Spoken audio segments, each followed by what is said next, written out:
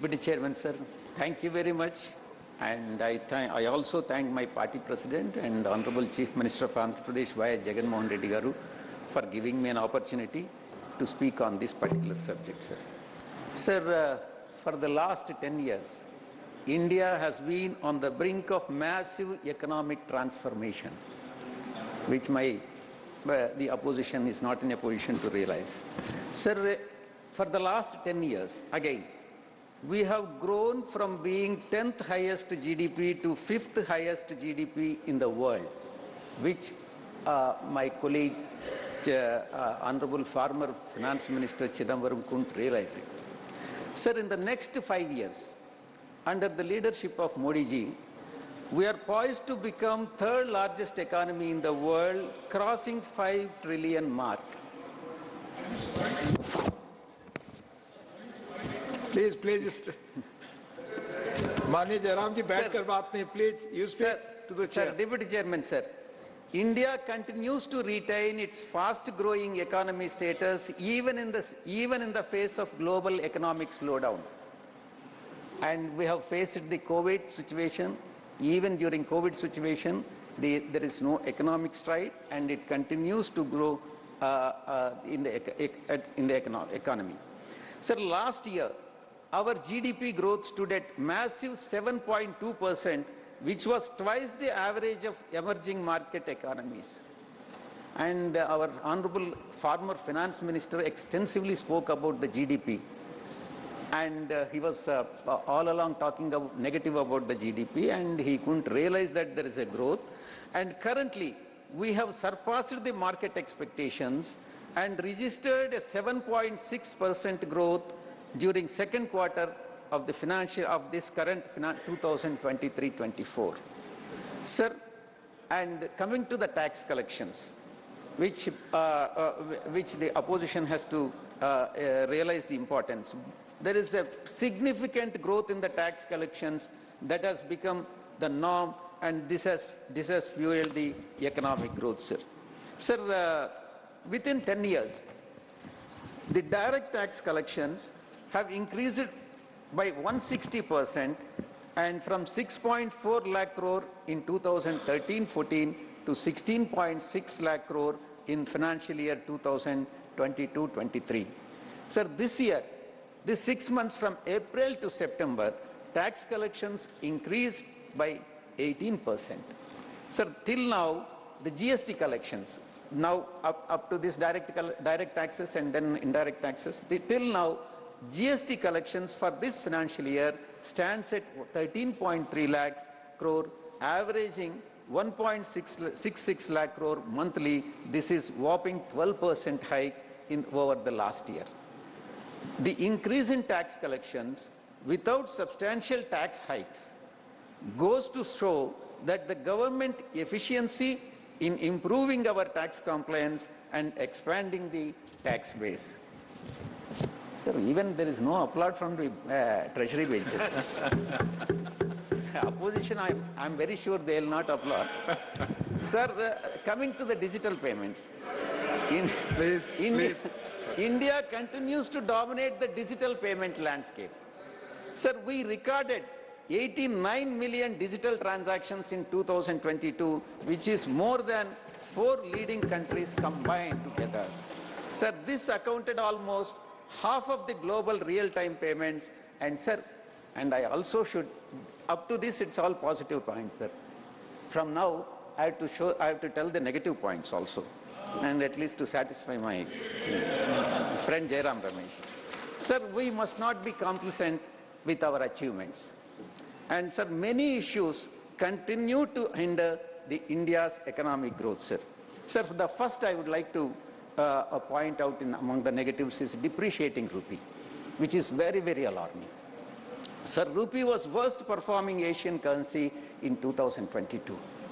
Sir, for the first time ever, the value of rupee crossed 80 against the dollar. Currently, it stands at 83.4, which is very, very alarming. Sir, it is successively, the rupee is depreciating year after year, from minus 8.5% in 2018 and minus 10% in 2022.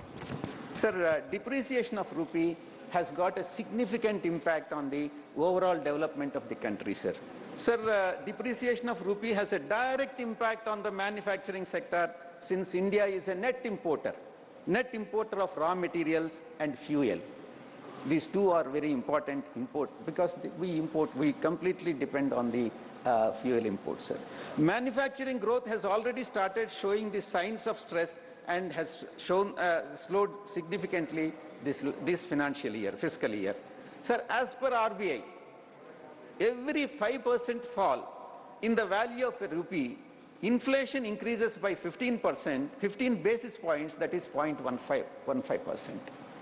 Sir, foreign investors, this has another effect of depreciating the rupee, sir. Foreign investors have pulled out 18 billion from Indian markets, more than 12 billion sell-off during 2008 global recessions. Sir, the next issue which I would like to bring to your kind notice is the reality remains that top 10% of the Indian population holds more than 60% of the country's wealth, while the bottom 15% of the population has only 6% of the wealth, sir. Even though the per capita income has more than doubled, that is 1.97 lakh since 2014, India ranks 142nd among 197 countries in terms of per capita income. The last point, sir, which I would like to bring to your notice is widening widening trade deficit, which is again alarming. Sir, India's overall trade deficit reached 122 billion in financial year 2022-23 compared to $82 billion in the previous year. So the government data indicates that India's trade deficit hit a record high in the month of October, and more alarming is, all the more concerning is India's widening trade deficit with China and historical high of 83 billion in 2022 and is expected to cross 100 billion mark in 2023 only towards China, sir, from China. Sir, in conclusion, we cannot afford to be complacent and we should take the necessary steps. I request the Honorable Finance Minister, though there are positive aspects, there are also negative aspects in this economic growth. So I request the Honorable Finance Minister to address all these issues and make the economy more strengthened. Thank you very much, sir. Thank you. Thank you, माननीय we Vijay Sai Reddy ji. माननीय professor Manoj Kumar Jha ji. माननीय उपसभापति जी, आपका बहुत बहुत धन्यवाद. मैं सिर्फ ये कहना चाहूँगा, आज सुबह जब पता चला कि economic situation in the country पर शॉर्ट ड्यूरेशन डिस्कशन है, तो मुझे कभी नहीं लगा था कि हमारी पूरी बातचीत टैक्सेशन, फॉरेन एक्सचेंज रिजर्व्स और वगैरह वगैरह की चीज़ों में रहेगी. अर्थव्यवस्था का वो एक चेहरा हो सकता है, लेकिन एक जनप्रतिनिधि जो राज्यसभा और लोकसभा में बैठे हुए हैं, उनके लिए आर्थिक परिस्थिति पे जब हम बात करते हैं ना, तो सर सबसे पहले गरीब की थाली नजर आती है. गरीब की, आप फॉरेन एक्सचेंज रिजर्व कुछ भी रख लो, लेकिन अगर गरीब की थाली में ऊपर परिलक्षित नहीं हो रहा है तो फाइल भी किताबी है और गांव भी किताबी. मैं सिर्फ, और हाँ, बहुत बढ़िया कहा जावड़ेकर साहब ने कहा 80 करोड़ लोगों को, हालांकि मैं उस शब्द का इस्तेमाल नहीं करूंगा कि मुफ्त कुछ नहीं होता है सर. मैं कई बार सदन में बोल चुका हूं, अगर 80 करोड़ लोगों को आपको अनाज देना पड़ रहा है तो मुझको अर्थव्यवस्था पर कोई टिप्पणी नहीं करनी है. क्या आर्थिक परिस्थिति क्या है, कितनी समावेशी है, वगैरह वगैरह. सर, माननीय उपसभापति जी, सुधांशु जी जब बोल रहे थे, तालियां बज रही थी सत्ता पक्ष से, बजती भी हैं. अब विजय साई रेड्डी जी को कष्ट हुआ तो उन्होंने कह भी दिया कि ताली क्यों नहीं बजा रहे हो. तो जब सुधांशु जी ताली बजा रहे के वक्तव्य पे ताली बज रही थी, तो मुझे लगा कि गांव शहरों के बेरोजगार पर यह ताली कितनी भारी पड़ रही होगी. प्रधानमंत्री जी 14 में जब पहली बार चुने गए तो वो मंदिर मस्जिद की साइज के लिए नहीं चुने गए थे. 2 करोड़ प्रतिवर्ष नौकरियां उनका वादा था. 2 दाहें 20 करोड़. एक श्वेत पत्र तो बनता है कि हम कहां हैं. सर, माननीय उपसभापति महोदय, मैं कुछ चीजें आपके मध्य, क्या ऐसा तो नहीं है कि हम मानव विहीन और मानवीयता विहीन ग्रोथ स्टोरी के पक्ष में भजन गा रहे हैं, करतल ध्वनि कर रहे हैं? सर, कोई भी वैसा ग्रोथ जो फेसलेस हो, जॉबलेस हो, उस ग्रोथ से देश की हकीकत नहीं बदलती है। सर, बड़ी बड़ी बात लोग कर रहे थे। अभी पिछले महीने ये खूबसूरत किताब आई है, वेल रिसर्च्ड। आधी किताब में सर रेफरेंस है, ये है अनइक्वल। सर, हम किन देशों से पीछे हो गए हैं पता है? छोड़िए अमेरिका यूरोप की बात, बांग्लादेश और नेपाल इनकम इनइक्वालिटी को एड्रेस करते हुए मानवीय सूचकांक में हमको पीछे छोड़ चुका है। ये है सर दस्तावेज, ये अनइक्वल स्वाति नारायण की। बीते दिनों बिहार में एक जातिगत सर्वेक्षण हुआ।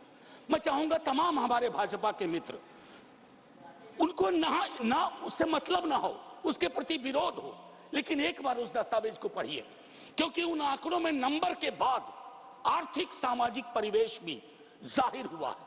और तब प्रधानमंत्री जी, पुनः ले जाऊंगा 14 में, बिहार गए थे। बिहार को स्पेशल स्टेटस की बात वो करके आए थे, हाजीपुर, दरभंगा, पटना।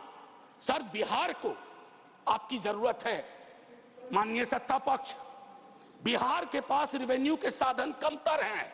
बिहार को लेबर सप्लाई स्टेट के नजरिए से मत देखिए, बिहार को स्पेशल स्टेटस दीजिए। क्योंकि अगर आप इस किताब का विश्लेषण करें, सरकार के आंकड़ों का विश्लेषण करें, तो आपको साफ दिखेगा कि बिहार, झारखंड, उत्तर प्रदेश और मध्य प्रदेश देश के बाकी राज्यों से पिछड़ रहा है। उसके अलावा दूसरा पहलू कहता हूं माननीय उपसभापति महोदय, इस किताब में बाबा साहब भीमराव अंबेडकर को धृत किया गया है, नॉर्थ साउथ डिवाइड के संदर्भ में भी। और ये पुरानी बात है सर, एफडीआई को ही देखिए कि नॉर्थ में कितना, साउथ में कितना, तो ये फर्क आपको साफ नजर आ जाएगा। इसलिए मैं कहता हूं कि बिहार को नए नजरिए से देखिए। जो शुरुआत वहां के मुख्यमंत्री नीतीश जी, तेजस्वी जी ने की, आप हैंड होल्डिंग करिए और स्पेशल स्टेटस दीजिए। दूसरी चीज सर, अगर मनरेगा में रूरल डिमांड बढ़ रहा है, तो रूरल डिस्ट्रेस को एक्नॉलेज करिए। उसको एक्नॉलेज किए बगैर बात नहीं बनेगी। उसको डिनाल से अब कुछ हासिल नहीं कर पाए। पॉवर्टी इंडेक्स पर आपने कई वर्षों से काम नहीं किया। आप आंकड़ों के बारे में तो सरकार का दृष्टिकोण है कि विश्व के टिम्बकटू में अगर एक आंकड़ा पक्ष का कोई बोल दो तो उसको प्रदर्शनी लगा देंगे। अगर कोई आंकड़ा सरकार को असहज करता है तो कहेंगे हम तो इसको मानते ही नहीं है, इनकी तो मेथोडोलॉजी खराब है। साहब नहीं, ये डिफरेंशियल दृष्टिकोण मत रखिए। हंगर इंडेक्स पे खुल के कहिए हम मीट नहीं कर पाए हैं। ये सत्ता पक्ष और विपक्ष का मामला नहीं है, ये मामला है हमारे कलेक्टिव फेलियर का। हमें एड्रेस करना होगा। आपको असल में लग गया सर, बस 1 मिनट लूंगा माफी के साथ। सर, आपको असल में लगता है कि आप इनकम इनइक्वालिटी की बात ना करें, पॉवर्टी रिडक्शन की बात ना करें, अनएम्प्लॉयमेंट एड्रेसिंग की बात ना करें, चुनाव आप फिर भी जीत जा रहे हैं। मैं मानता हूं आपने वो तिलिस्म विकसित कर लिया है कि समस्याओं को एड्रेस किए बगैर भी चुनाव कैसे जीते जा सकते हैं। लेकिन जिन बोतल से निकला ये जिन्न देश पर बहुत भारी पड़ने जा रहा है। वेल्थ टैक्स को लेकर के, इनकम इनइक्वालिटी को लेकर मैंने कहा, वेल्थ टैक्स 16 में आपने अबॉलिश कर दिया। किसानों के बारे में सर मैं कहता हूं, आप कहते हैं शेयर बाजार उछल रहा है, बड़ी तारीफ होती है। सर, शेयर बाजार उछले और एक किसान आत्महत्या कर ले, एक युवा बेरोजगार आत्महत्या कर ले, तो आप किस चीज को कहेंगे सर? और कुछ नहीं कहना चाहता। हाशिए के समूहों में पॉवर्टी की जो परिस्थिति है, आप बिहार का डेटा देखिए। आखिरी सर, एक सुधांशु जी बड़ी अच्छी चीजें बता गए, हमें तो लगा कि हम तो बेकार परेशानी है गरीबी से, भुखमरी से। 30 सेकंड सर। तो मैं आपके माध्यम से अपने मित्रवर को कहता हूं, जब कश्ती साबितो सालिम थी, साहिल की तमन्ना किसको थी? अब ऐसी शिकस्ता कश्ती पे साहिल की तमन्ना कौन करे? जय हिंद सर। थैंक यू, धन्यवाद प्रोफेसर मनोज कुमार झा जी। माननीय श्री एलामारम करीम जी। Thank you, sir. The real state of our economy concerning around the people will be clearly understood by the latest RBI report, which says the household's financial assets, including bank deposits and cash equity investment, fell down sharply to 5.1% of the GDP in the fiscal year ended in the March 2023. See, on the other hand, the household debt increased 5.8% of the GDP in the financial year 2023, which is the second highest annual increase since independence. Recent RBI data also reveals that bank, financial institution credit to institutions bar business marked a decline, while personal loan portfolio has increased in volume in the current quarter, which clearly signals further slowing down of the economy along with the rise in the people's indebtedness and resulted distress. Sir, in addition to these technical issues, there are broader concerns about the overall economic direction of the country. Tax concession and incentives are given to the rich corporates, are widening the gap between the two Indias, the rich and the poor. Real income of the top 1%, the cronies of Modi government, rose by 30% from 7.9 lakh crores in 2019 to 10.2 lakh crores in 2022. While the real income of the lowest 25%, who are shouting slogans for you, by the 11% from rupees 3.8 lakh crores to 3.4 lakh crores. Sir, a relentless propaganda continues to boost the Indian economy's resurgence. The recent G20 summit was used to project India as an emerging economic powerhouse in the world. But the truth is that India has the lowest per capita GDP among the G20 countries. That was hidden.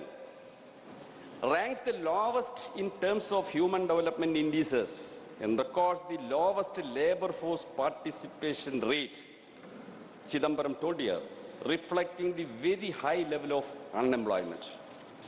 The continued decline in the people's purchasing power is impeding the economic growth as this leading declining levels of domestic demand. This in turn leads to declining levels of investments. This means potentially further declining levels of employment guarantee. New proposals for investment in the economy have rapidly declined. Over the last year, 72.5% in government sector and 79% in private investments. Sir, massive propaganda is launched over the grand success of Make in India. That was the slogan from 2014. Its target for manufacturing sector growth over this decade was 12.14%. The reality is that since 2013-14, this averaged only 5.9% per annum. The tall claim, where it has gone? The share of the manufacturing GDP was targeted to reach 25%. This, however, remained stagnant at around 16.4%. But when 2011 and 11-12 and 21-22, jobs in manufacturing sector declined from 12.6% to 11.6%. I am concluding, sir. Deepening rural distress is reflected in the demand for jobs under MNREGS. Last year, this grew by 15.3%, and compared to 2019-20, this grew by 29.4%. But unluckily, the allocation for MNREGS drastically cut down in the last budget. Fresh evidence that have emerged about the Adani Group manipulation, that is also a part of this economic policy. Manipulation of stock prices of its companies calls for a serious probe. The final Financial Times and Guardian Already have time based is on over. inputs from the organized crime and corruption. Karim 1 ji, minute. your time is over already. A report project reveals Please how conclude. to close associates of such companies Conclude, please. I am and buy calling. millions of dollars of shares in Adani Thank you. companies. Thank Sir, you. these are the affairs of the Indian economy. The toll claim has no truth. I convert with Thank this. you. माननीय श्री अनिल प्रसाद हेगड़े जी. Thank you, Deputy Chairman, sir. When we are crossing a river in a boat, if there is a hole in the boat and the water starts trickling in, taking a mug or a tumbler and pouring the water out of the boat is not the solution, sir. Plugging the hole needs to be the solution. Sir, देश में बेरोजगारी, महंगाई, भूखमरी के बारे में आंकड़ा बहुत सारे हैं. Important thing is plugging the hole, sir.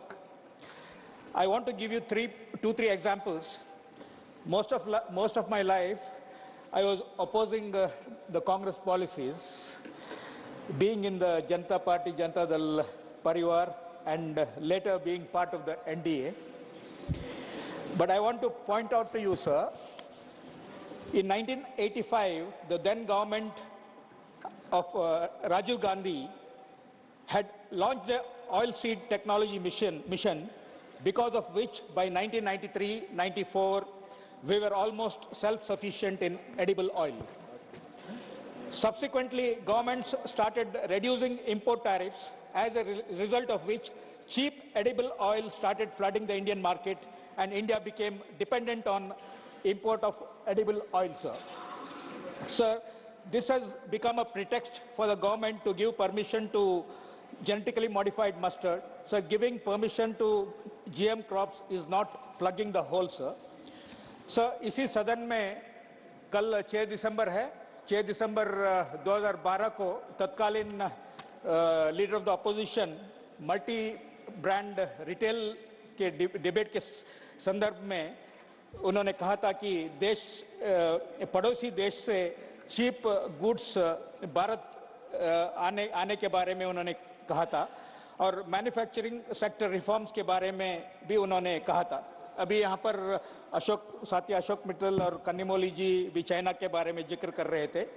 My information, sir, is that millions of people, including Falun Dafa practitioners, Uyghur Muslims in Xinjiang, are subjected to forced labor in Chinese prisons, and because of the violation of human rights, labor laws and environment laws, our neighbor is able to manufacture cheap goods, which makes us less competitive. Illegal organ trade of innocent prisoners like Falun Dafa, Uyghur Muslims are flourishing business there. So long as we do not plug the hole by starting a campaign to stop human rights violation, labor law violation, environment law violation inside China, I feel it is difficult for India's manufacturing sector to improve. Sir, finally, देश में जातियां hard reality है sir. देश में कई सारे पिछड़े जातियों को आरक्षण के बावजूद विकास का फायदा पहुंचा नहीं है. इसलिए नीतीश कुमार का नेतृत्व का मेरा पार्टी के सरकार बिहार में कास्ट बेस्ड सेंसस लागू किया है. जब तक देश में कास्ट बेस्ड सेंसस नहीं करते हैं, तब तक सरकार का बनाया हुआ पॉलिसीज का फायदा कई सारे जातियों को नहीं पहुंचेगी. Sir, hence, by ordering a caste-based census, we need to plug the hole. And finally, sir, I also request the government to give special status to Bihar. Thank you. Thank you. धन्यवाद माननीय अनिल हेगड़े जी. माननीय अब्दुल वहाब जी. माननीय अब्दुल वहाब जी. Yes, sir. Thank you very much. 3 minutes, for giving sir. the occasion to talk. Mr. Chidambaram, from Chidambaram to all opposition parties, were telling about the gravity of our Indian economy, how it is going on. No doubt, as our comrades tells, our GDP is grown to the level which we never expected. Ultimately, the GDP per person, where it is, that was the only question I want to ask to the government of India. There are a lot of abhayans. Prime Minister ka naam mein, this name, that name, and removed all the other name. but ultimately it is getting to the really needy people. I am working mainly on tribal areas. There, a lot of projects are there, lot of money also there. But it is not coming down because of a lot of hurdles. In the same way, Indian economy, everybody is saying that, okay, we are this level, that level, but our Vijay Reddy, lately he came to the point. Before he has to. It is compulsion, not because of his intention. Compulsion, they have to have this stand. Almost all parties, everybody is threatened. But what our government is saying, okay, semi-final over. All the 10 matches in, you see this one, Indian matches against the World Cup, everything we gave with, but at last what happened in Ahmedabad Modi Stadium? He was there with the blue jackets, our Prime Minister. We are also behind it. What happened? That is what going to happen in 2024. This is not be a hat-trick. Unless and until, maybe they can win, unless and until, they have to see the real problem. Not this $1 trillion. It is coming to, most of the money is coming to me also, just like me people, little, 1 or 5%, including that one maybe. But it is not going to the real people. That 80 crores. Our Manoj was telling clearly. So please spend some money or get some money from wherever it is and pump to in Manrega or whatever it is, which is helping people, real people, not the big corporates. I know when I am starting, if I am telling Adani, you will put the bill. Stop. Everybody is telling about Adani or other, then it is, time is over. I hope, I don't know. Now, just... Yes, your time is over. 3 minutes already. Okay. That is the thing. 3 minutes. When we are telling about the real point, it will be coming. Anyway, everybody, you are giving 1 minute. Give me that 1 minute, just a minute only. Please, because my request conclude. is, whatever our comrades say, this much crores and all, our Tamil Nadu people asking 5,000 crores only because of flood, that situation. But Kerala government, the dues in different areas is more than 5,000 crores. Release something, some little thing. That is where my request. Thank you very much. Thank you, Abdullah. And for the great performance of Thank you, Manni Sri Sushil Kumar Modi ji. 20 minutes समय है. माननीय उपसभापति महोदय, देश की आर्थिक स्थिति पर बोलने के लिए मैं पार्टी की ओर से खड़ा हुआ हूं। महोदय अभी चिदम्बरम साहब भाषण कर रहे थे, वो बार बार कह रहे थे कि growth is not reflected on the ground, is not seen on the ground. मुझे पता नहीं किस ग्राउंड की बात कर रहे हैं वो। अभी 3 राज्यों में चुनाव हुआ तो ग्रोथ अगर वहाँ जमीन पर दिखाई नहीं पड़ता तो फिर जीते कैसे, फिर परिणाम हमारे पक्ष में कैसे आया।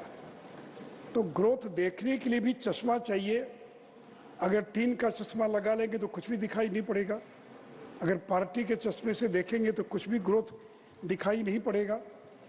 और सती महोदय, ये जो दूसरी तिमाही है 23-24 की दूसरी तिमाही, आरबीआई से लेकर देश के तमाम जो अर्थशास्त्री थे उनका आकलन फेल कर गया। यहाँ तक कि आरबीआई ने भी कहा कि 6.5% ग्रोथ होगा और हुआ कितना, 7.6% ग्रोथ दूसरी तिमाही के अंदर इस देश के अंदर हुआ है। और मैं सदन को बताना चाहूँगा, ये जो 23-24 की दूसरी तिमाही है उसमें यूके का ग्रोथ कितना है, 0.6%, चाइना का ग्रोथ 4.9, अमेरिका का 5.2, रशिया का 5.5 और भारत का ग्रोथ है 7.6। और इसलिए आज भारत दुनिया में सबसे तेज गति से विकसित होने वाला विकास दर वाला देश है। समिति महोदय, महंगाई पर बार बार चर्चा हो रही है। अगर लोग इतने ही दुखी होते, इतने ही नाराज होते, तो फिर मैं मध्य प्रदेश, राजस्थान, छत्तीसगढ़ की बात करना चाहूँगा। और इस देश में कितने प्रदर्शन हुए सभापति महोदय, दुनिया के 50 देशों में लाखों लोग सड़कों पर आ गए पेट्रोल डीजल की महंगाई, खाने पीने की चीज़ों की महंगाई के विरोध में। लेकिन भारत में 10,000 लोग भी कहीं सड़कों पर नहीं आए। क्यों नहीं आए? महंगाई है, मैं ये नहीं कह रहा हूँ कि इन कारकों की महंगाई नहीं है, लेकिन लोगों को मालूम है कि महंगाई का कारण नरेंद्र मोदी नहीं है, भारतीय जनता पार्टी नहीं है, केंद्र की सरकार नहीं है, कोविड कारण है, रूस यूक्रेन युद्ध कारण है, और दुनिया के तमाम देश महंगाई का मुकाबला कर रहे हैं। और सभापति महोदय, 4 चीज़ों के अंदर सबसे ज़्यादा महंगाई का असर दिखाई पड़ता है। पहला पेट्रोलियम पदार्थ, दूसरा एडिबल ऑयल खाद्य तेल, तीसरा फर्टिलाइज़र और चौथा दाल। सभापति महोदय, इन चारों में से कोई भी चीज़ हम भारत में पैदा नहीं करते हैं पूरे तौर पर। पेट्रोलियम पदार्थ 85% इंपोर्ट करते हैं। अगर अंतर्राष्ट्रीय बाजार में पेट्रोलियम पदार्थों की कीमत बढ़ेगी तो भारत में बढ़ने से हम कैसे रोक पाएंगे? एडिबल ऑयल, दुनिया के बाकी देश से ये खाद्य तेल नहीं खाते, केवल भारत के लोग खाते हैं, और 60% एडिबल ऑयल हम इंपोर्ट करते हैं। फर्टिलाइज़र, 60% फर्टिलाइज़र का रॉ मटेरियल हम इंपोर्ट करते हैं। दाल, अमेरिका के लोग दाल नहीं खाते हैं, फ्रांस और जर्मनी के लोग दाल नहीं खाते, दाल खाता है भारत, और पैदा करता है म्यांमार, और दाल भी हमको और आयात करना पड़ता है। प्रति पौधे में सबसे पहले पेट्रोलियम डीजल के बारे में इस सदन को बताना चाहूँगा कि श्रीलंका में पिछले 2 वर्षों में सितंबर 21 से लेकर सितंबर 23 का आंकड़ा मेरे पास है, पेट्रोलियम के दामों में कितनी वृद्धि हुई? 61%। पाकिस्तान में कितनी वृद्धि हुई? 60.68%। छोड़ दीजिए पाकिस्तान बांग्लादेश की बात, अमेरिका में कितनी वृद्धि हुई पेट्रोल के दामों में? 46.31%। जर्मनी में 19.41, फ्रांस में 26.47, स्पेन में 24.92, इटली में 24.27, इंग्लैंड के अंदर पेट्रोल के दामों में 2 साल में 15% की वृद्धि हुई। और सदन को शायद ज्ञात नहीं होगा कि भारत में पिछले 2 वर्षों के अंदर पेट्रोल के दामों में बढ़ोतरी नहीं हुई, बल्कि 4.56% की घटोतरी हुई है, यानी निगेटिव ग्रोथ हुआ है। यानी जहां सितंबर में 101 रुपया 34 पैसा पेट्रोल का दाम था, वहां 2023 में घटकर 96.72 हो गया। और सभापति महोदय, उसी प्रकार डीजल, श्रीलंका में 115% और की वृद्धि हुई है डीजल के दामों में, पाकिस्तान में 67, फिर America 48.68, Germany 31.46, Spain, Italy, UK में उस आंकड़ों में नहीं जाऊंगा। और भारत में डीजल के दाम में 2 वर्षों में कितनी वृद्धि हुई? केवल 0.96%, यानी केवल 1% की वृद्धि हुई। और आप कहते हैं कि पेट्रोलियम पदार्थों का दाम बढ़ गया, और ये आंकड़े आप चाहे तो इन आंकड़ों को वेरीफाई कर लें। और सभापति महोदय, भारत सरकार ने 2 बार पेट्रोल और डीजल पर एक्साइज ड्यूटी को कम करने का काम किया, और कुल मिलाकर 2 बार में 13 रुपया पेट्रोल पर और 16 रुपया डीजल पर एक्साइज ड्यूटी में कटौती की है। अब पिछले 2 वर्षों में पेट्रोल और डीजल के दामों में कोई वृद्धि नहीं हुई। कोई बता दे कि पेट्रोल और डीजल के दाम में भारत के अंदर कोई वृद्धि हुई है क्या? और सभापति महोदय, यहाँ भी राजनीति हो रही है। बीजेपी शासित राज्यों ने पेट्रोल और डीजल पर एक्साइज ड्यूटी या वैट को घटाने का काम किया, लेकिन जो विपक्ष के राज्य थे उन्होंने घटाने के बजाय बढ़ाने का काम किया। और उसका भी मैं आंकड़ा देना चाहूंगा सभापति महोदय। अभी राजस्थान का चुनाव हुआ है, गांधीनगर में पेट्रोल 96 रुपया 63 पैसा, और जयपुर में पेट्रोल 108 रुपया 45 पैसा, यानी 12% ज़्यादा है गांधीनगर से जयपुर में पेट्रोल का दाम।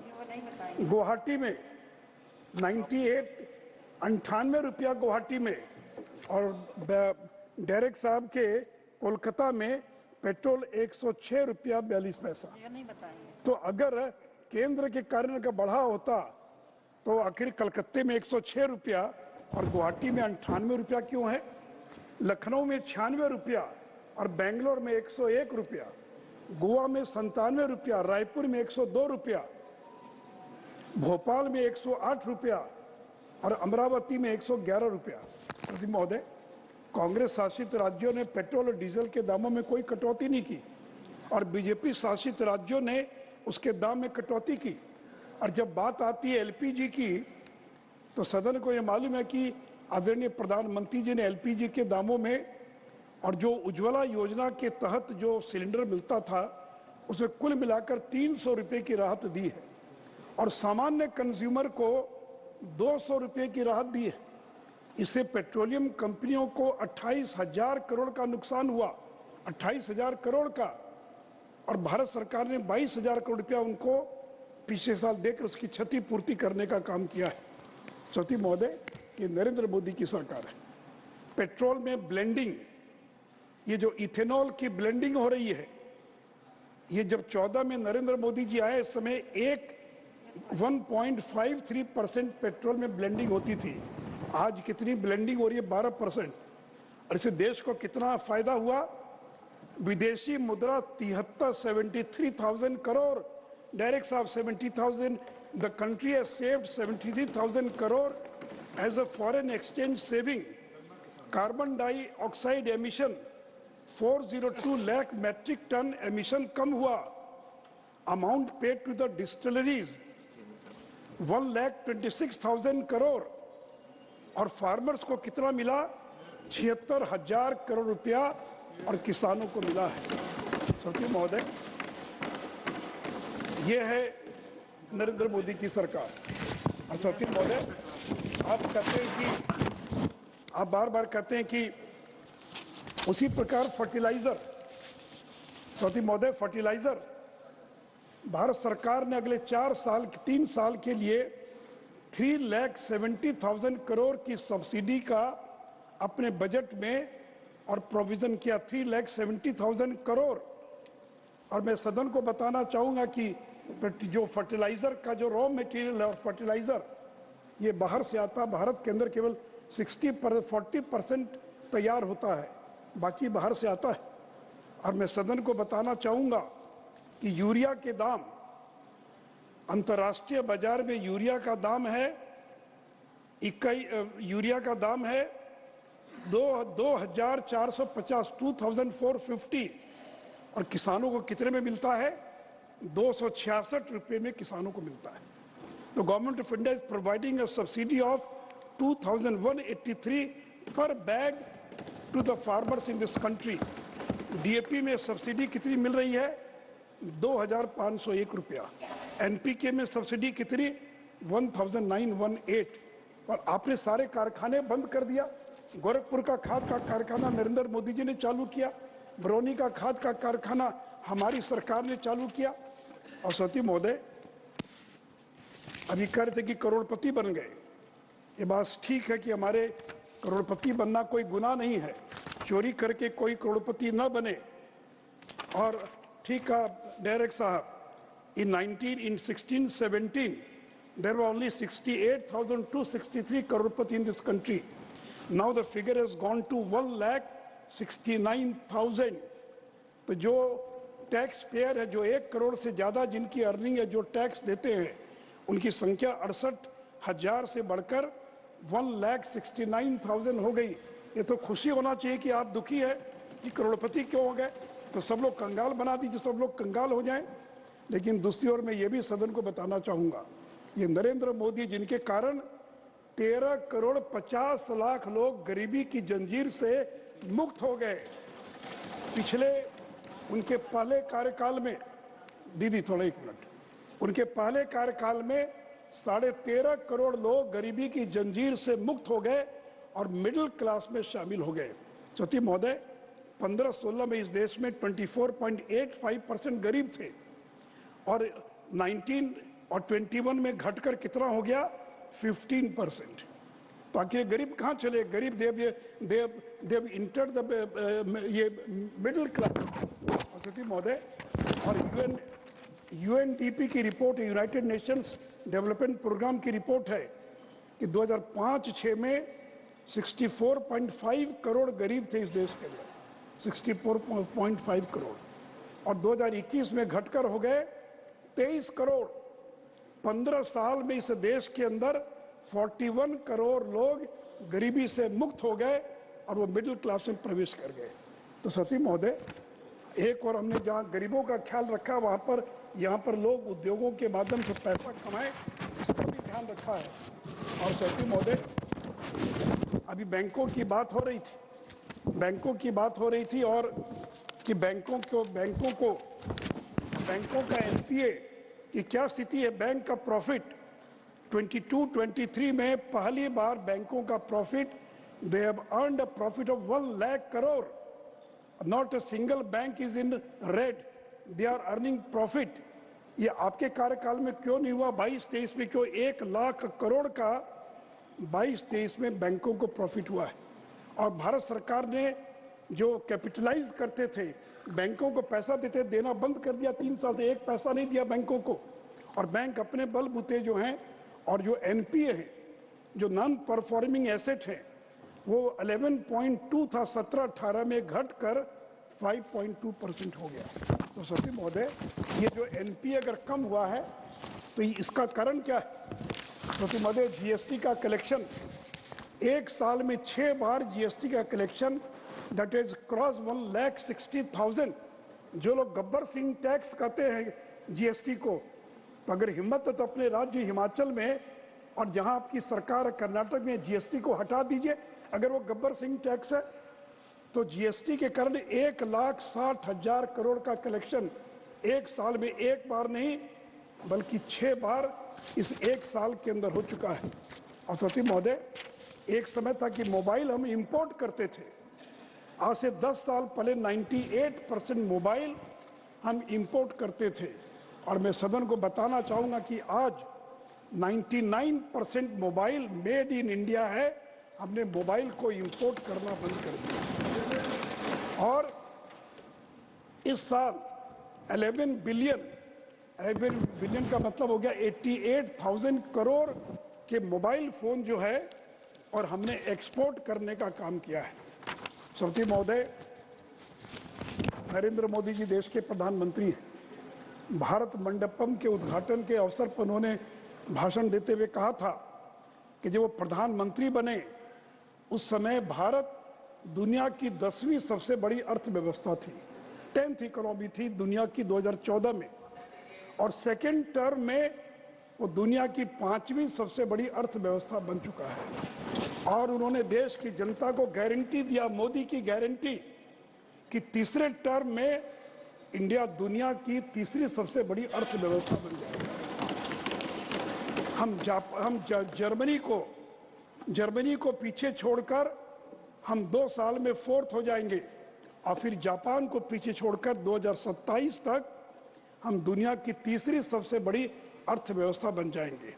और सती महोदय, केवल हम दुनिया की सबसे बड़ी अर्थव्यवस्था ही नहीं बनेंगे, 5 ट्रिलियन इकोनॉमी, जो $5 ट्रिलियन की जो इकोनॉमी है, 27-28 तक भारत 3rd लार्जेस्ट केवल जीडीपी में नहीं बनेगा बल्कि $5 ट्रिलियन इकोनॉमी में भी बदल जाएगा।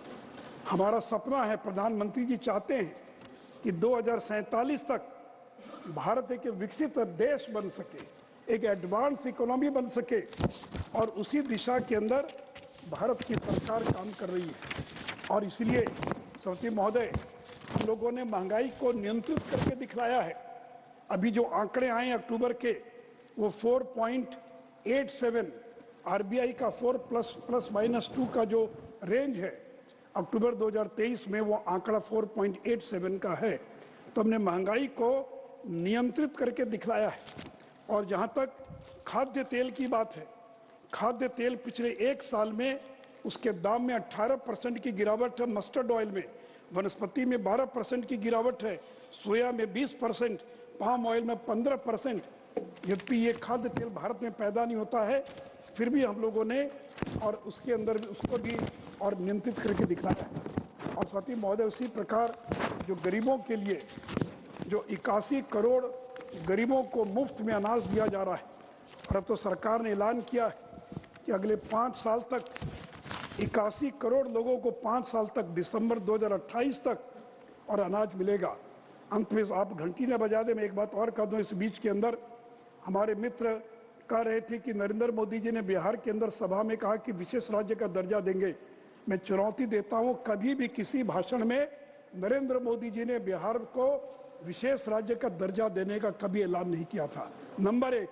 नंबर 2 कि जब केंद्र में यूपीए की सरकार थी, उसी समय रघुराम राजन कमेटी का गठन करवाया था नीतीश कुमार जी ने चिदम्बरम साहब से मिलकर, और रघुराम राजन कमेटी ने रिपोर्ट दिया कि अब देश के किसी भी राज्य को विशेष राज्य का दर्जा नहीं दिया जा सकता है।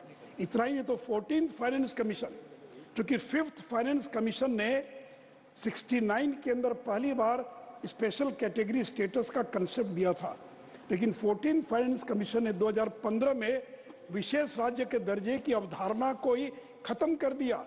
इसलिए 14th और 15th फाइनेंस कमीशन में कहीं भी स्पेशल कैटेगरी शब्द आया ही नहीं है।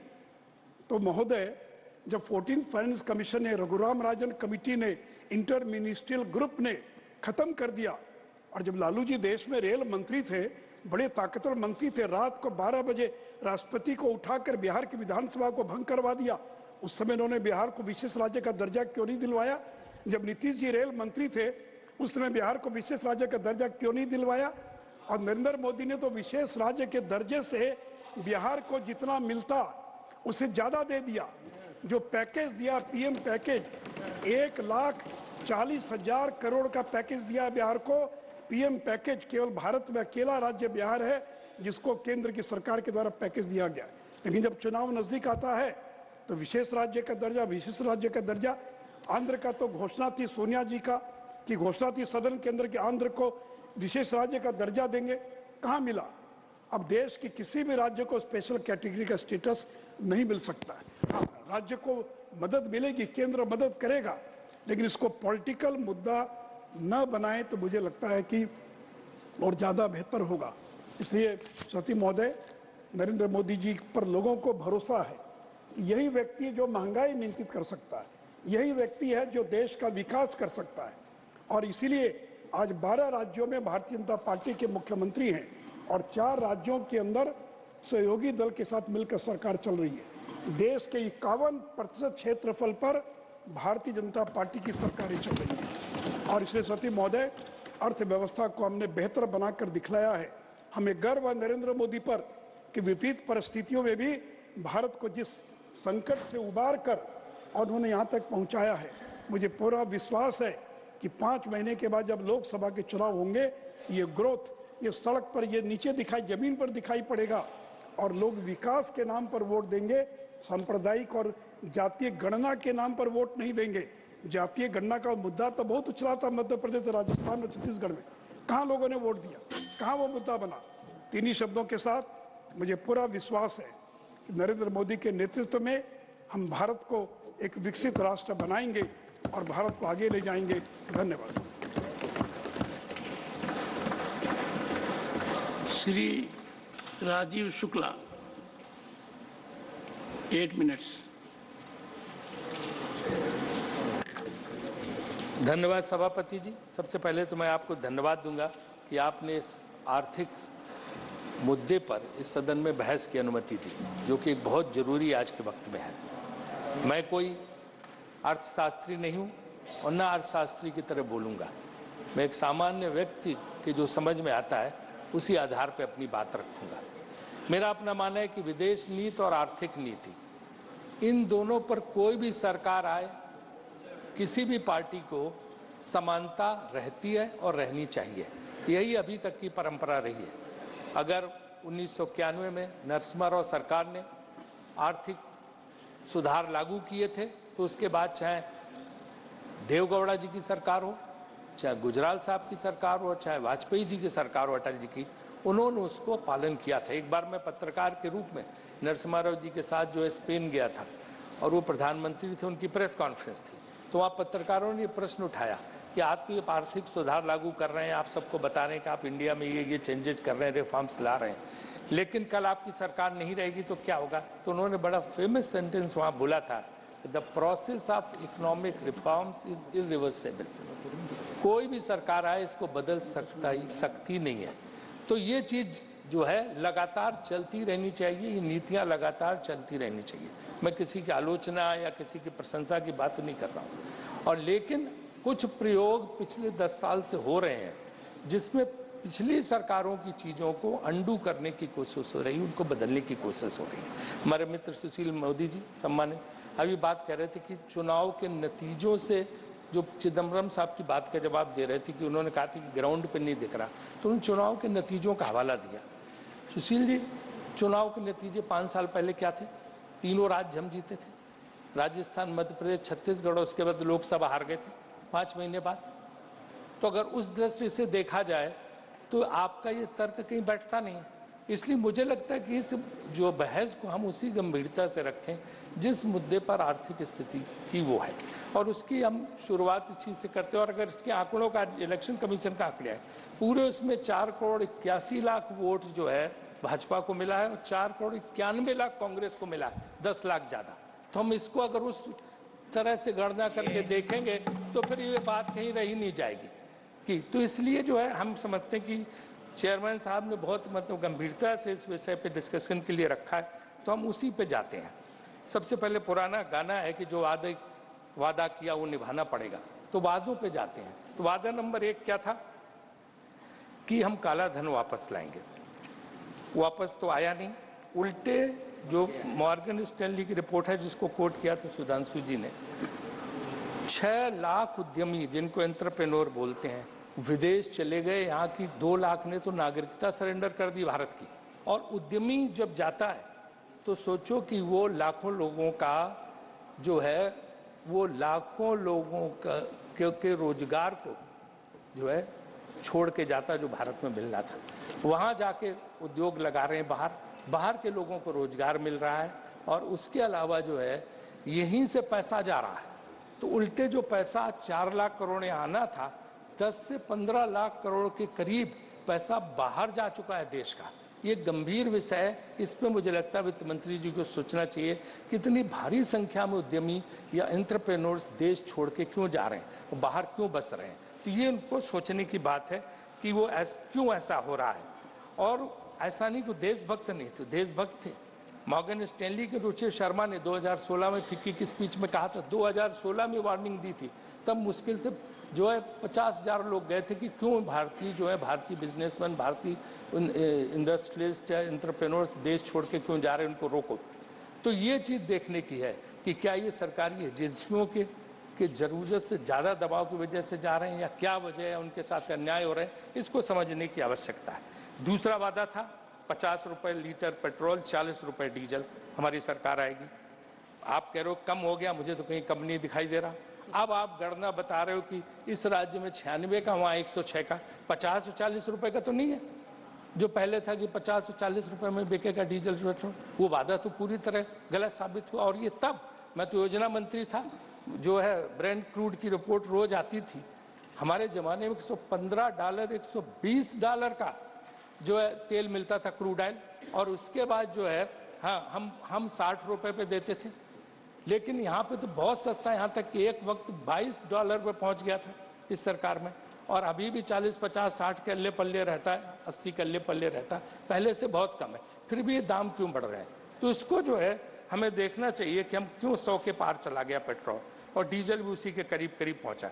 इसका आप जानते हैं कि सबसे ज़्यादा असर ट्रांसपोर्ट पर पड़ता है। जब ट्रांसपोर्ट महंगा होता है, माने कि माल ढुलाई, तो हर चीज़ की कीमत बढ़ जाती है, और ये जनरल महंगाई को बढ़ाने में सबसे गजब इसका मतलब प्रभाव पड़ता है। और ये आप कहें कि चुनाव के पहले कम कर दो, चुनाव खत्म होते फिर बढ़ जाता, तो ये चुनाव से लिंक नहीं करना चाहिए। मुझे लगता है पेट्रोल डीजल के दाम जो हैं या क्रूड ऑयल के दाम के हिसाब से उसका फ़ायदा जनता को देना चाहिए। तीसरा वादा था कि 2022 तक हर किसी को पक्का मकान।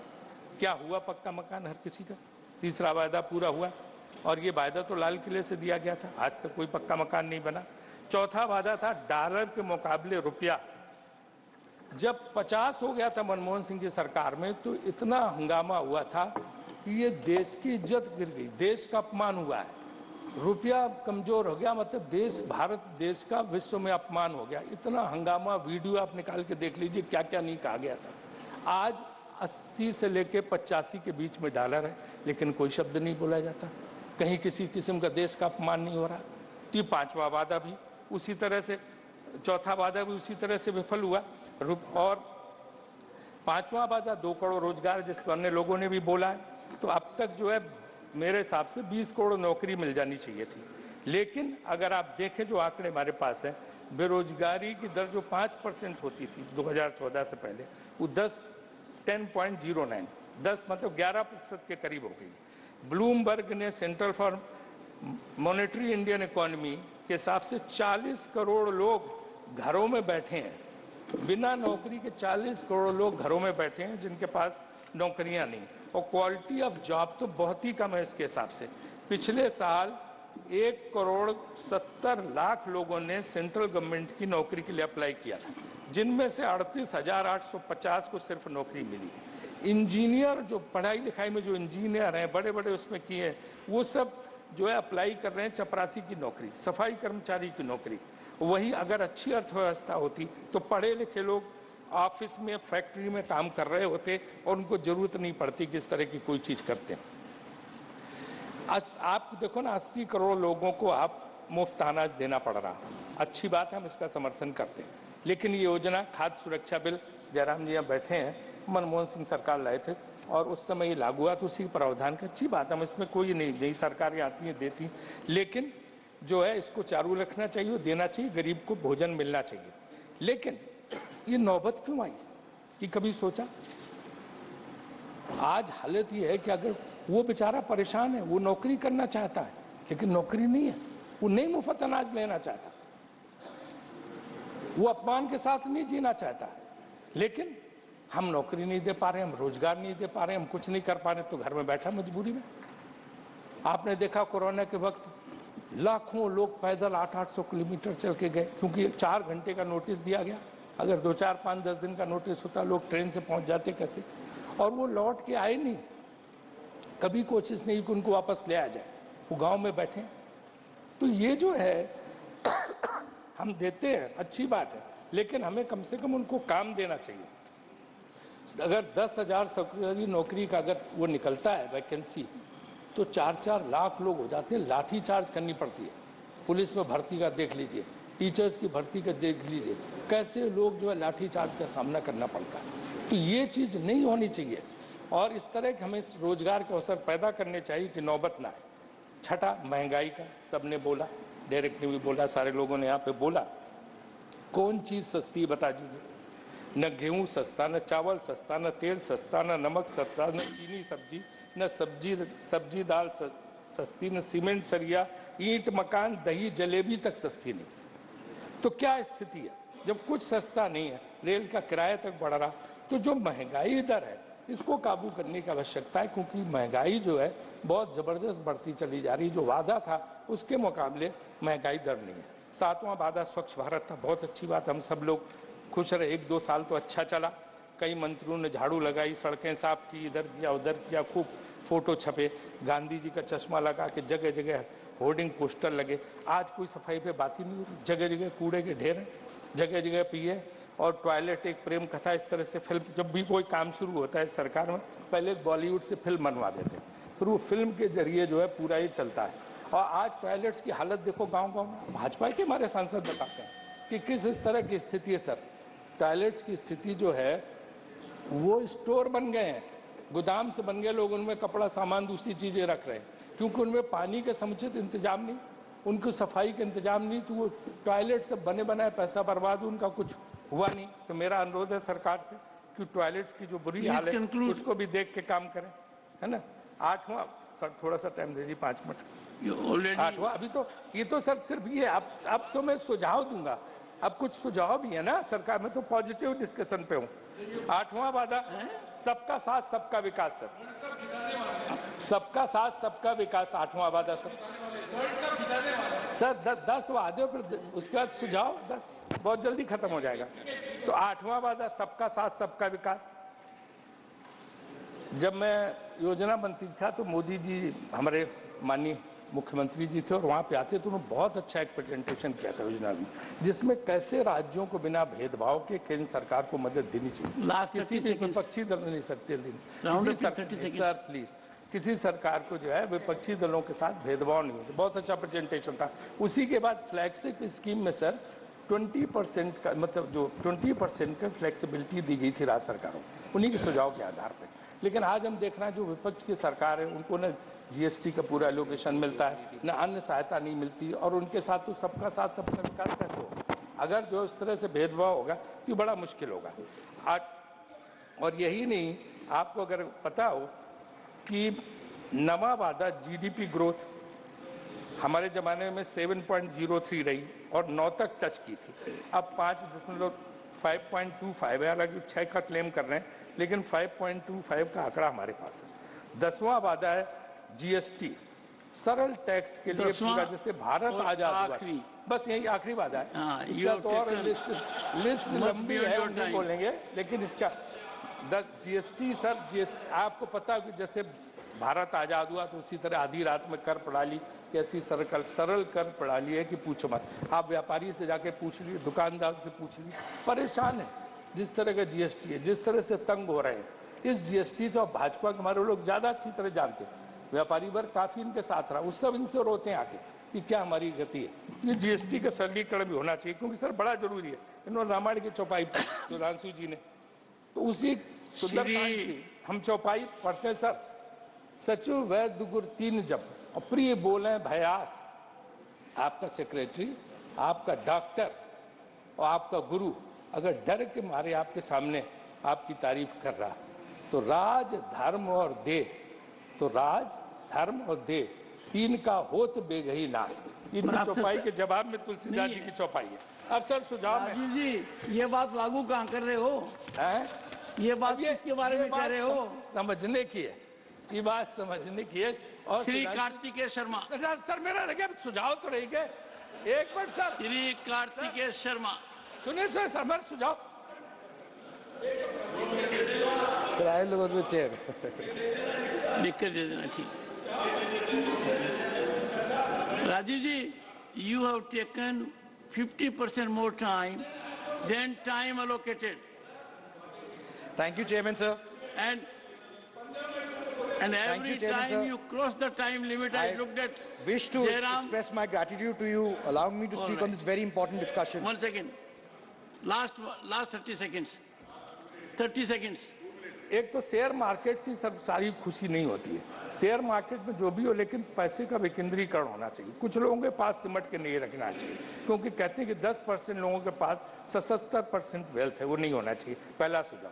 दूसरा, निर्यात और आयात के मुकाबले निर्यात ज़्यादा, आयात कम है, तो मेरे ख्याल से इसकी वजह से बैलेंस ऑफ पेमेंट, जो करंट अकाउंट डेफिसिट है, ट्रेड डेफिसिट, इस पे सब पे बहुत फर्क पड़ता है। तो सरकार से वित्त मंत्री से अनुरोध है कि इसका ख्याल रखें कि किसी तरह से हमें निर्यात बढ़ाया जाए और आयात हमारा कम किया जाए। तीसरा, इंफ्रास्ट्रक्चर में गडकरी जी ने बहुत अच्छा प्रयास किया, काफ़ी अच्छा काम कर रहे हैं, लेकिन जो वर्ल्ड बैंक के हिसाब से अभी $1.5 ट्रिलियन का इंफ्रास्ट्रक्चर और बढ़ाना है। तो मेरा सरकार से सुझाव की कोशिश करनी चाहिए। Shri Kartikeya Sharma, last come on. एक तो रह गया सर, नहीं ईज ऑफ बिजनेस रखिए, कुछ रिजर्व में रखिए। ईज ऑफ बिजनेस में क्या है कि परेशान है लोग ईडी और जीएसटी वालों से, और इसके अलावा आप इधर से बोल रहे हो, कुछ रिजर्व में रखिए, से रेड टेपिज्म से। तो इस पे सर हमें कोशिश करनी चाहिए, ईज ऑफ बिजनेस बढ़ाना चाहिए। और कार्तिकेय जी 3 minutes. Sir. Go ahead. Sir, from inheriting an Indian economy which was slipping southwards to being painted as the global bright spot, with the Indian economy registering the fastest growth rate among large economies for 2 successive fiscals, and in the course for the 3rd time in financial year 24, is a stellar achievement of the Modi government that invites deep analysis. The journey of Indian economy was steered clear through the phases of global slowdown in 2019, COVID lockdowns, commodity price steep escalation due to the war in Ukraine and global tensions and tightening of global financial conditions. India's economy has been the fastest growing among the world's 20 largest economies for the 7 of the past 9 years. And those were only the 7 years in the past 76 years that India has achieved this distinction. India's USD 3.3 trillion GDP overtook that of the UK in the fiscal year ending March 31, 2022, making it the 5th largest economy in the world. The Indian economy, according to the IMF estimates, will emerge as the world's 3rd largest economy by 2027, hopping over Japan and Germany as its GDP crosses US $5 trillion. By 2047, India aspires to be a developed economy under the visionary leadership of the Honorable Prime Minister Modi. Sir, I would like to quote a couplet from the famous poet Wasim Barelvi. दरिया का सारा नशा उतरता चला गया, दरिया का सारा नशा उतरता चला गया, वो डुबाते रहे मुझे और मैं उभरता चला गया. दुनिया समझ में आई मगर आई देर से, कच्चा बहुत था रंग उतरता चला गया. Sir, we have achieved success in improving our GDP from 2.3 trillion in 2014 to 3.75 trillion now.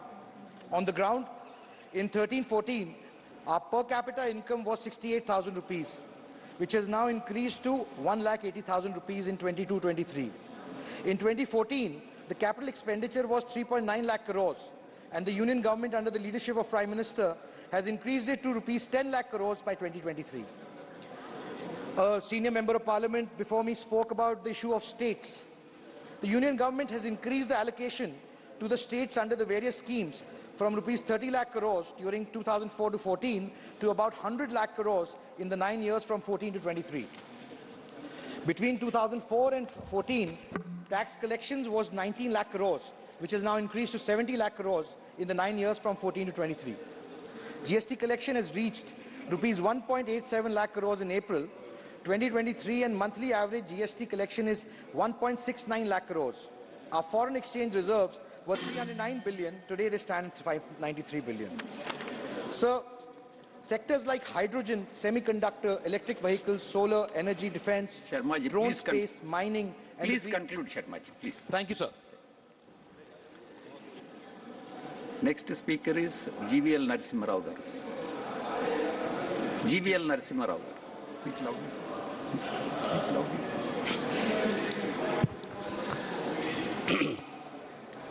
Thank you, Chairman, sir. When we speak about the resurgence of Indian economy, it is important for us to reflect on India's historical economic stature and see in that trend, in that over centuries, how India has become, how over decades India has become stronger. Today, we are certainly celebrating as the 5th largest economy. This is a great achievement for the country. We have been able to, from the 10th position in 2014, in a matter of few years, we have reached the 5th largest economy position today. And a report yesterday by the S&P, it states how India is going to be the 3rd largest economy by 2030. So by the time Honorable Prime Minister completes his term in 2029 and gets ready for his 4th term, India would have become the 3rd largest economy in the world. And if you go back a few centuries ago, in ancient India, we were the largest economy of the world. We were known as the golden bird, Sone ki chidiya, until 5th century AD. This remained India's position in the global, in the global scenario. But 1,000 years of rule by invaders, by foreign rulers, has robbed India not only of its rich wealth, it also robbed India of its confidence. So when Honorable Prime Minister took over as the Prime Minister of the country, he has given a complete new direction to India's economy.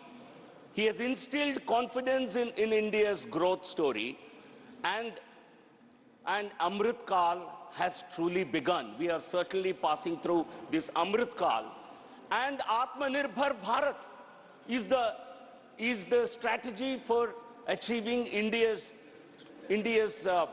preeminent position in the global economy. And I would like to tell our friends from across the treasury benches, the opposition benches, I'd like them to know. In 2004, when UPA came to power, India was the 12th largest economy. They were in power for 5 years until 2009. India moved from the 12th to the 11th rank. And they remained in power for another 5 years. In those 5 years, they could take India from the 11th to only 10th rank. But look at the dramatic growth experienced during the rule of the Honorable Prime Minister.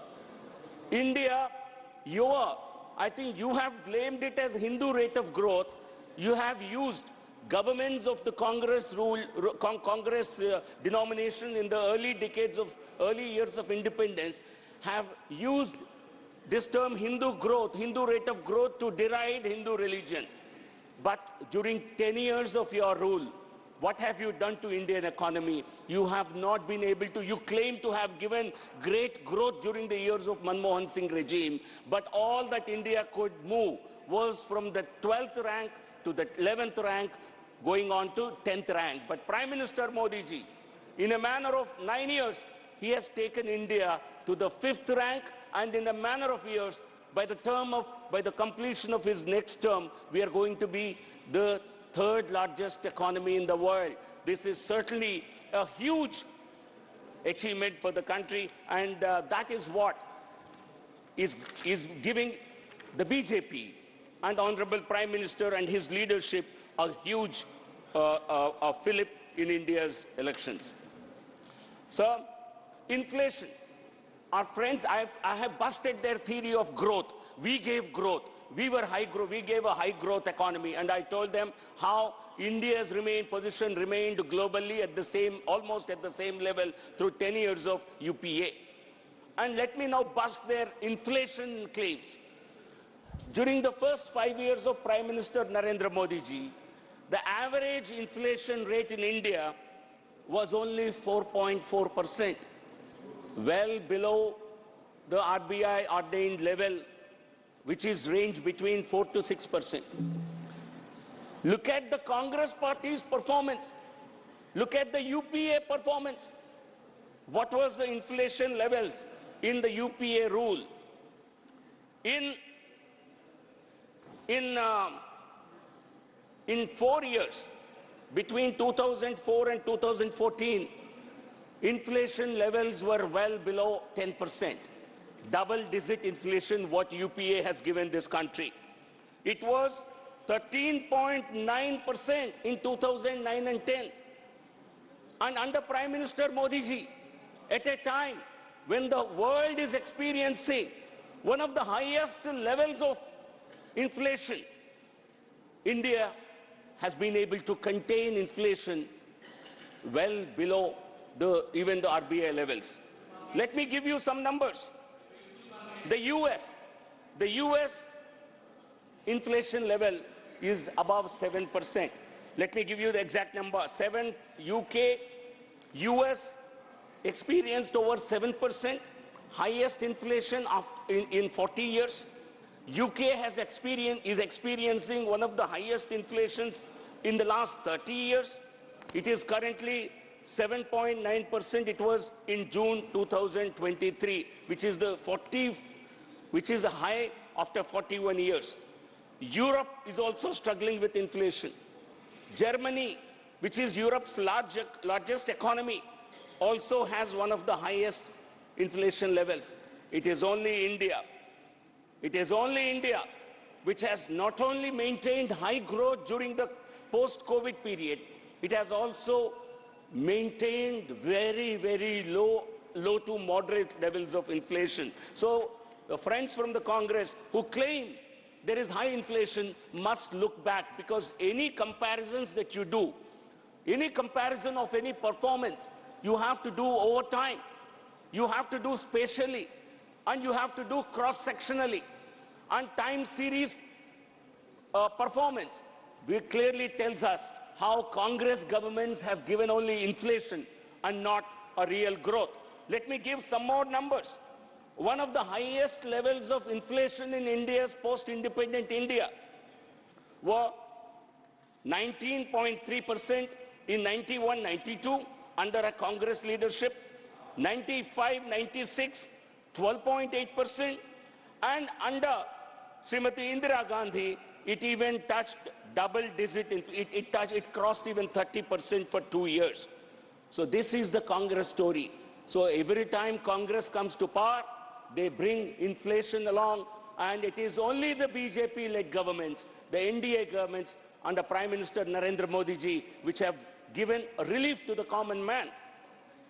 Jab Congress aati hai, tab mehengai lati hai. I think this would be a nice slogan that would go along with them, because in Karnataka, where they came to power only in early this year, in May this year, soon after they came to power, they hiked milk prices by 3 rupees per litre.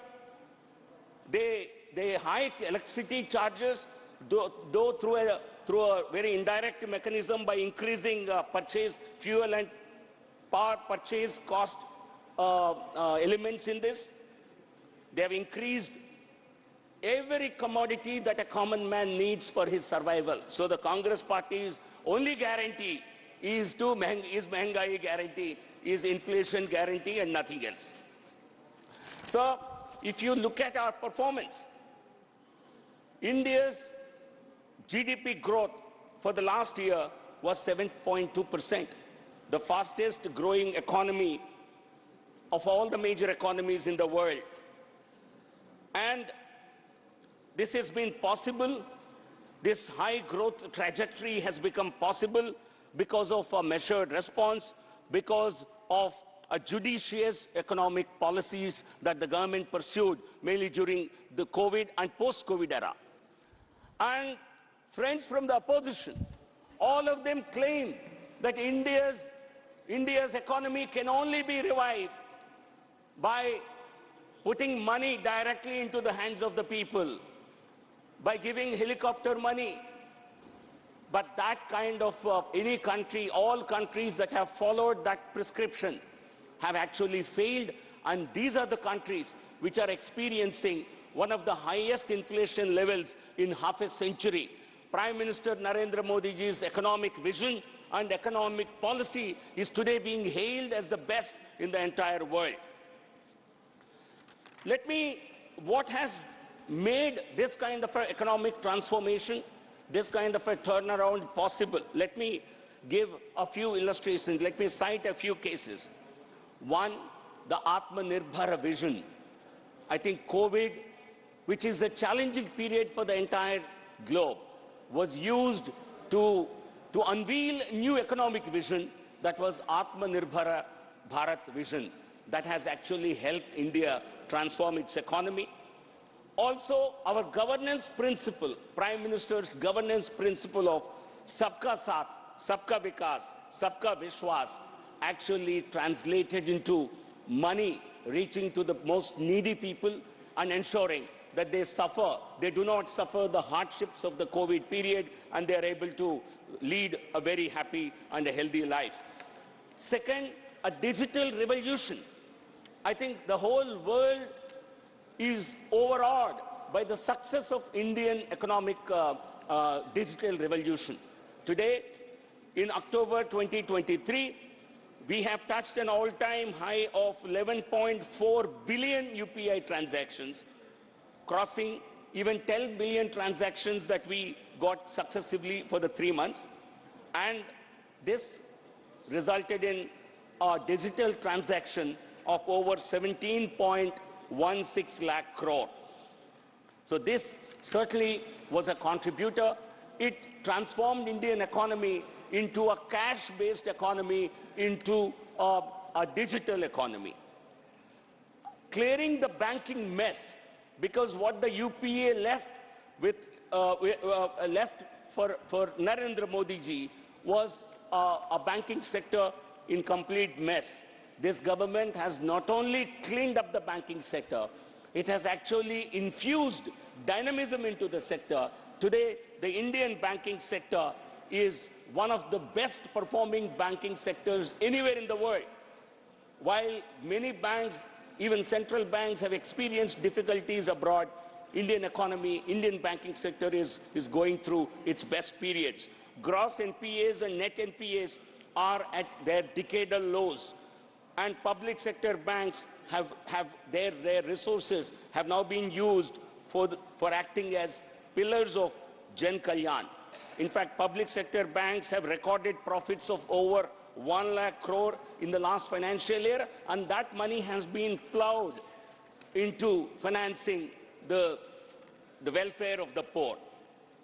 Also, we have seen how a transparent regime like the GST, which is a huge contribution of Honorable Prime Minister, GST collections are at their highest levels.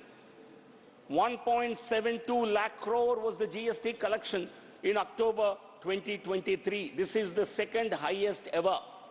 A few months ago, a year ago, 1 lakh crore also was considered to be a very important milestone to be achieved. And today, we have crossed 1.73 lakh crore.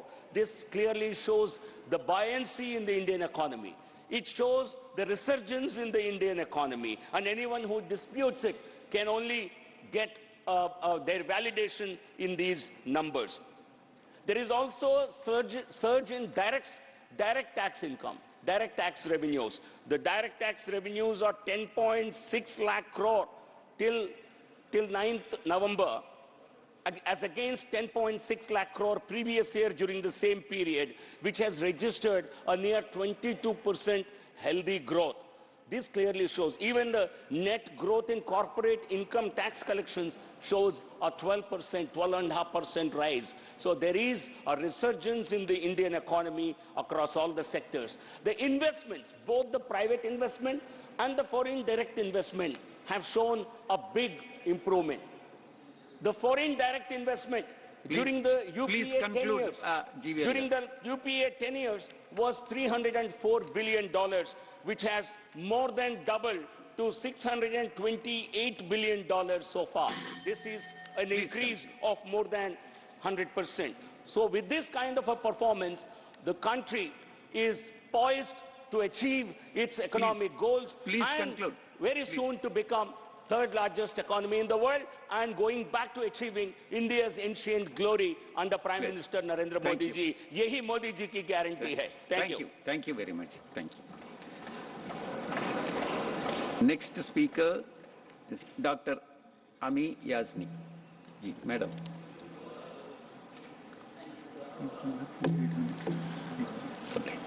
Hearing the Treasury benches speak about the state of the economy, and they speak only from 2014 onwards, I would like to remind them that we have to go back to 1991 when we had the new economic policy. That is the point when the borders for economy were opened for foreign investment to come in the country. When foreign investment policy was taken, at that time, Dr. Manmohan Singh ji was the finance minister. I would just like to point out a few things before I just come to the main 2 points. Structural reforms were ushered in, and the structural reforms take a long time to result, and it took a long time. It takes always, you look at the world economy in anywhere. So this 1991 was the starting point. So we may have to refer to these points and not just jump to that we have become independent only in 2014. Now, coming to the state of economy today, three main factors, three main areas which I would like to say in a short time. First is the farmer section, the agriculture sector. Some of the data is not even in the formal economy because they are landless farmers who are working on farms. That productivity is not reflecting in the formal economy. That farmer section or that particular sector is devoid of any reforms today. They are wanting some kind of reforms, which is not reflecting in the economy, and we are seeing landless farmers. We are seeing farmers who are wanting some kind of reforms, and they want credit, they want equipments, and several other things. The second sector, which is very important and which nobody is talking about, is the MSME sector. The MSME sector has got 630 lakh units, which are micro units. Post-COVID, quite a few high number, I do not want to go into the data of 15,000 or 20,000 have closed down. Where is the credit facility? You talk about schemes, but have these schemes percolated to those units? Have those units revived? Have the labor force been able to re-enter these particular units? Whether the technology transfer, and you are continuously talking about comparing with Germany, Europe, UK, US, and you want to take only talk about foreign. Have you tried to look internally, locally? You are giving food, ration, to more than 50% of the population. 80 crores people are getting free ration. What about employment? Coming to employment later on, back to MSME sector. Where are the credit facilities? Where is the credit which is required to revive a unit and give them life? And this MSME sector is the backbone of the economy. And you are not speaking about this backbone of the economy. You are not speaking of the MSME sector. You are not talking about technology transfer to this particular section. And you are not even having the right data on the MSME, that whether they are surviving, they are going to revive, or they are going to see that the economy gets strengthened. Sir, the third is the gig workers. We have not got a workforce which is regular. They don't even get retirement perks. They don't get any health care because they are gig workers. You talk about these gig workers, they are not regular workers because industry does not employ them.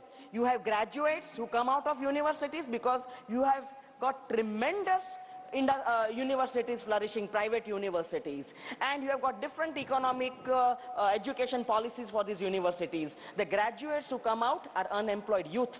Why are the youngsters of our country going abroad? I do not want to give the numbers that form the diaspora outside, but what about looking internally at our economy?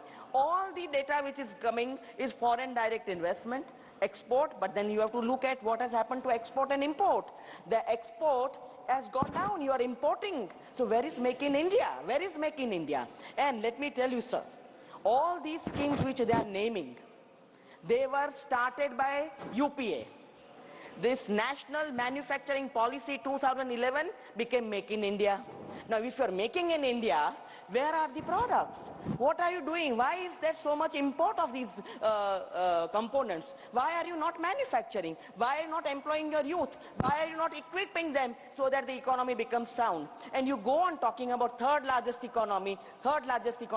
So let me tell you, sir, that our country became the third largest economy in purchasing power parity in 2011. This indicates that India's overall economic output, adjusted for the relative cost of living, was the third highest in the world. This shows that it implies that a higher standard of living for Indian citizens. Today, we talk about poverty, but we do not have poverty alleviating programs. On the contrary, we are making them unfair by giving rations. We are not equipping them, we are not empowering them to become able-bodied people who can be employed. You are not creating employment opportunities, but you want to talk about schemes that you have renamed. So in the end, I would like to say that you have to look at the global hunger index. Where do we stand? We have to look at malnutrition for children. Our children are being wasted, stunted growth. You have to look at female infanticide. You have to look at mortality for children. What are we doing in the healthcare system? So when you talk about the state of the economy, you don't only have to talk about comparing with other countries. You have to look inward. When you make your economy strong, then you can speak about the state of the economy, and not the ruling dispensation's head or people who are manning certain ministries. It's not their work, it's the work of the scheme. And it was from 1991 onwards that the institutions were put in place. These institutions acted as regulatory mechanisms. Where are those institutions? Why are these institutions not getting accountable for, not performing? These are these non-performing assets, apart from the non-performing assets of the bank. We have not been able to bring that money back. Forget about the black money you talked about. Forget about 15 lakhs going to each one's account. We have not been able to say anything about that. The ruling dispensation has got some kind of a fixation. They are living post-2014. They forget their own childhood, that they studied in good educational institutions. They don't give credit to their own parents, their own grandparents who got freedom to this country, and are only having a straight-jacketed formula post-2014. But what have you done after 2014? Where is that education required? Where is the skill which is required to equip our youngsters to see that they become good employers, they can also create employment for other people? Where is that economy's backbone? MSME, where have you done that revival? You talk about portals, Digital India, where is that computer education? And what are these portals doing? The data on Udyam portal shows that the industries that closed down, the MSME, there is no detail. The licenses got cancelled. They couldn't revive. And they're all sitting. What about the cooperatives you want to start at the local level, at the village level? They don't get revived. You want to give employment to women. Where are the women getting employment? They have not got a re-entry in the workforce. They cannot get back in the workforce post-COVID. They're sitting at home. So what are you doing for empowerment of women? You may bring the reservation bill with a caveat, but where is the empowerment for women? How will she become economically empowered? You are not giving her health care. You are not giving her meals which are nutritious. So, sir, these are the factors which need a proper data. Where is the data, sir? There is no data. Where are those institutions providing data on all these indicators? These indicators will tell the state of the economy of this country, not who is manning the country or who are manning the institutions. And sir, one last point, sir. Please that continue. Unless and until we change the game, we cannot succeed by changing the names. You may change the name of all the policies, of all the schemes, but if you cannot perform, you become a non-performing asset. State of the economy, the students, the youngsters of this country are reading, they're watching, they're looking at all the Nehruvian era and the Rajiv Gandhi era for computerization, for all kinds of digital work which is now happening on that day. Please conclude, Dr. Yamni. And that is why the state of the economy is not as the way it is projected by the ruling dispensation. Please. Thank you very much, sir. Thank you. Next speaker is Shri Jose K. Mani ji. 3 minutes. Sir. So the economic well-being of our citizens transcends political affiliations. It is a matter of national urgency. The economic indicator unfortunately paint a concerning picture. While the government claims economic growth, the rising unemployment rate tell a different story, impacting the lives of millions. So, to assess whether an economy is growing, to assess economic activity, to find out whether the economy is robust, we need to assess the lower strata of people, which consist of the farmers, laborers, and workers, whether the standard of living has improved. And if you go in the plight of these strata of people, we find that they are struggling for existence, they are struggling for survival, they are struggling to make the ends meet. And not only that, we find that from the data all here, we find that the gap between the haves and have-nots have increased. And about the 40% of the national wealth consists of even 1% of the population. That shows that the wealth is being amassed by a smaller portion of the population. So this really shows that the government is pro-corporate, pro-industry. There is nothing wrong in pro-industry, but it should not be at the expense of the farmers, the lower strata of the people. So, when you take the agrarian crisis continues to hunt our farmers, suicide and distress in the rural sector persist. According to the National Crime Records Bureau, it states that the report states that 154 people, that is the farmers and daily wage laborers in India, commit suicide. It's a huge number. I think it is the largest in the world. So definitely there's something wrong with the system. We need to find, and really when you go into in deep, we can find that the economy, when the activities are there, it is not translated into the farmers. Please conclude, Jose. Yeah. Please conclude, Jose K. Mani, please. Sir, please. when the live example, I can tell you that the rubber farmers of Kerala, sir, you know the rubber farmers. Please, sir, 1 minute, sir, 1 minute, sir. Sir, sir, it is a strategic product.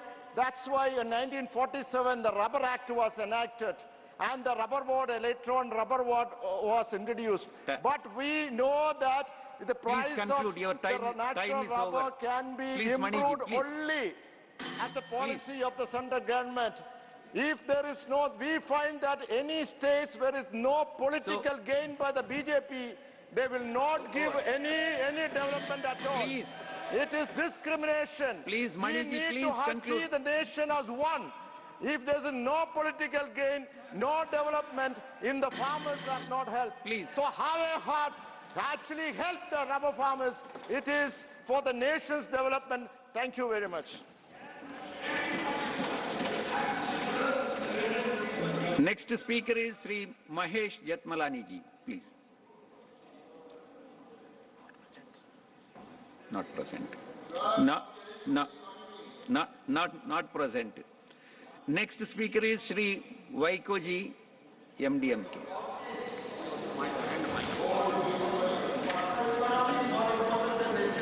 Mr. Vice Chairman, sir. 3 minutes, Vaiko ji, please. I'm so thankful to you for giving me this opportunity to participate in the discussion on the economic situation in the country. India's current GDP is 3.75 trillion US dollars, which the present BJP government claims it would go to 5 trillion in 2025. But who will be benefited by this growth? It is a jobless growth. Unemployment is increasing. As on October 2023, it is 10.505%. The educated unemployed youth in the country are struggling to get employment opportunities. We are witnessing every year 1 crore job loss in our country, and the wages of the workers are falling drastically. We are witnessing the continuing agrarian crisis. You have promised doubling the farmers' income, but unfortunately, farmers' income did not get doubled, but at the same time, suicides of the farmers got doubled. Our banks are in deep crisis. What is the remedy that they are putting forward? The bank NPAs are rising, and the government is providing further concessions to the corporates to write off their loans, but they are not prepared to reduce or write off the loans of farmers, students, and small entrepreneurs in the MSME sector. This country has also faced inflationary pressures over the years, influencing the current unemployment rate in India. High inflation rates can erode the purchasing power of consumers, leading to reduced demand for goods and services. This can have a cascading effect on business, resulting in cost-cutting measures, including layoffs and hiring and firing jobs, leading to higher unemployment rates. Already there is a decline growth of 4.3% against 15.5% year over year in trade. Transport, hotels and communications industry. As I said, inflationary pressures lead to price rise in the essential commodities. Raw cotton prices increase in the inputs for agriculture and livestock. Higher GST rate for common items are reducing the purchasing power of the common man. The structure of public sector undertakings in your regime is crumbling. one by one, the public sector unit is sold to the corporate giants. When the crude oil is sold at a lower price in the international market, I am not able to understand why the union government is not reducing petroleum retail price to the common people. The price of LPG has been increased manifold in the last 2 years, and it is now beyond the affordability of the poor people. You have a scheme called Ujjwala, but how many people are registered in that scheme? And in that also you have restricted the number of cylinders in the year. So the government should bring down the price of petrol, diesel and LPG, keeping the interest of the common man. The spinning industry in Tamil Nadu has been facing unprecedented losses for several months. For the first time in the last 20 years, exports of yarn and textiles have declined by around 28%. A mill having about 10,000 spindles would produce 2,500 kilograms of yarn per day, which is incurring a loss of 1 lakh per day. The structure of state finance is also very much affected. After the introduction of GST, the revenue has come down. There is no proper distribution of GST collections to the states. The states which are supporting the ruling party at the center are given a favorable position as compared to the states which are ruled by the opposition parties. Our state, Tamil Nadu, is not getting its rightful due from the... 1 minute, sir. From the GST collections, despite demands from the state government. The recent Migjam cyclone has created havoc on the coastal districts of Tamil Nadu, apart from Andhra Pradesh. Our fishermen have lost their livelihood for the last 6 days.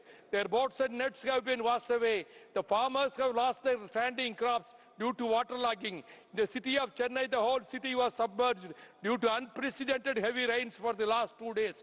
Though the state government is doing its best by providing shelter and food at the community centers for the people living in the low-lying areas, it is the due fury of future nature, which is a big challenge. Conclude. The union government should rescue and relief materials and financial assistance to the state without delay. Very important point, man. धन्यवाद। माननीय श्री समीर उरांव जी।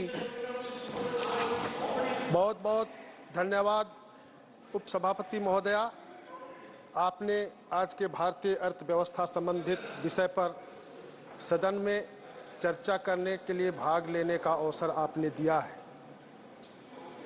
उपसभापति महोदया, पिछले 9 वर्षों में माननीय प्रधानमंत्री जी के नेतृत्व में हमारी सरकार ने विभिन्न निर्णय के कारण आज भारत की अर्थव्यवस्था को विश्व में सबसे आगे बढ़ाया है और बहुत तेजी से उभरती अर्थव्यवस्था में से एक है।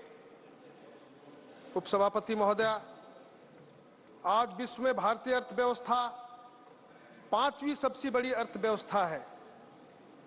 समूचे विश्व में पिछले कुछ वर्षों में रूस, यूक्रेन युद्ध, इजराइल, हमास युद्ध, कोरोना महामारी जैसे अनेकों संकट का सामना करना पड़ा है। इसके बावजूद इन सारे समस्याओं के कारण विश्व के लगभग सभी देशों की अर्थव्यवस्थाओं पर नकारात्मक प्रभाव पड़ा है। परंतु माननीय प्रधानमंत्री जी के सोच एवं आर्थिक अनुशासन के कारण इन अनेकों संकटों का सामना करने के पश्चात भी भारत की अर्थव्यवस्थाएं स्थिरता के साथ समूचे विश्व का मार्गदर्शन कर रही है। उपसभापति महोदया, आज सरकार की मजबूत आयात निर्यात नीतियों के कारण देश में विदेशी मुद्रा का भंडार अपने देश के अंदर उच्च स्तर पर हो रहा है। सरकार द्वारा अनेक जन कल्याणकारी योजनाओं का संचालन इस देश के अंदर अपने यशस्वी प्रधानमंत्री आदरणीय नरेंद्र भाई मोदी जी के नेतृत्व में हो रहा है। सरकार द्वारा ऐसे देश के अंदर जो जरूरतमंद लोगों को मुफ्त में अनाज वितरण करके असहाय लोगों को, विकलांग लोगों को और वृद्ध लोगों को पेंशन योजनाओं के माध्यम से ये लाभ प्रदान करने का भी काम हमारे यशस्वी प्रधानमंत्री जी के नेतृत्व में हो रहा है। इतने बड़े स्तर पर इन सामाजिक योजनाओं पर खर्च के बाद भी देश की अर्थव्यवस्था लगभग सकारात्मक रूप से आगे बढ़ रहा है। उपसभापति महोदया, सरकार द्वारा एक देश एक टैक्स के रूप में जीएसटी को लागू किया गया। जीएसटी को लागू करने के पश्चात व्यापारियों को टैक्स के नियमों में से सरलता मिली है। इसके परिणाम स्वरूप इस वित्तीय वर्ष में सरकार को ऐतिहासिक रूप से अब तक के सबसे बड़े जीएसटी संग्रह प्राप्त हुआ है। वर्ल्ड बैंक तथा इंटरनेशनल मॉनेटरी फंड जैसे संस्थाओं द्वारा आगे के वर्षों में भी भारतीय अर्थव्यवस्था को विश्व में सबसे तेजी से बढ़ती अर्थव्यवस्थाओं में से एक देखा जा रहा है। उपसभापति महोदया, इसी के कारण आज देश के प्रत्येक क्षेत्र में विदेशी निवेश में वृद्धि हुई है। विश्व के अनेक देशों की तुलना में पिछले कुछ वर्षों में सर्वाधिक विदेशी निवेश की यदि किसी देश को प्राप्त हुआ है तो वह भारत है। उपसभापति महोदया, पेंडेमिक आवर में जिस प्रकार से हमारे प्रधानमंत्री जी ने वोकल फॉर लोकल के सूत्रों के आधार पर हमारे स्थानीय उत्पादकता को किस प्रकार से यहाँ के युवकों के माध्यम से जो आगे बढ़ाया है, जैसे जो है हम जनजाति क्षेत्र से आते हैं, झारखंड से आते हैं, झारखंड में वन क्षेत्र है, वहाँ जो है वनोत्पाद है, नॉन टिम्बर फॉरेस्ट प्रोड्यूस है, वहाँ किस प्रकार से हमारे प्रधानमंत्री जी के नेतृत्व में जनजाति कार्य मंत्रालय में जो है ट्राइफेड का वंधन विकास केंद्र के माध्यम से वहाँ के जनजाति क्षेत्रों में हमारे माताएं युवकों ने जिस प्रकार से ऐसे वन उपज को कलेक्शन करके उसको प्रोसेसिंग करके उसको विपणन के क्षेत्र में आगे बढ़ाया। प्रधानमंत्री जी ने पेंडेमिक आवर में जिस प्रकार से यहाँ की उत्पादकता, जो पौष्टिकता और यहाँ के जो खाद्यान्न पदार्थों में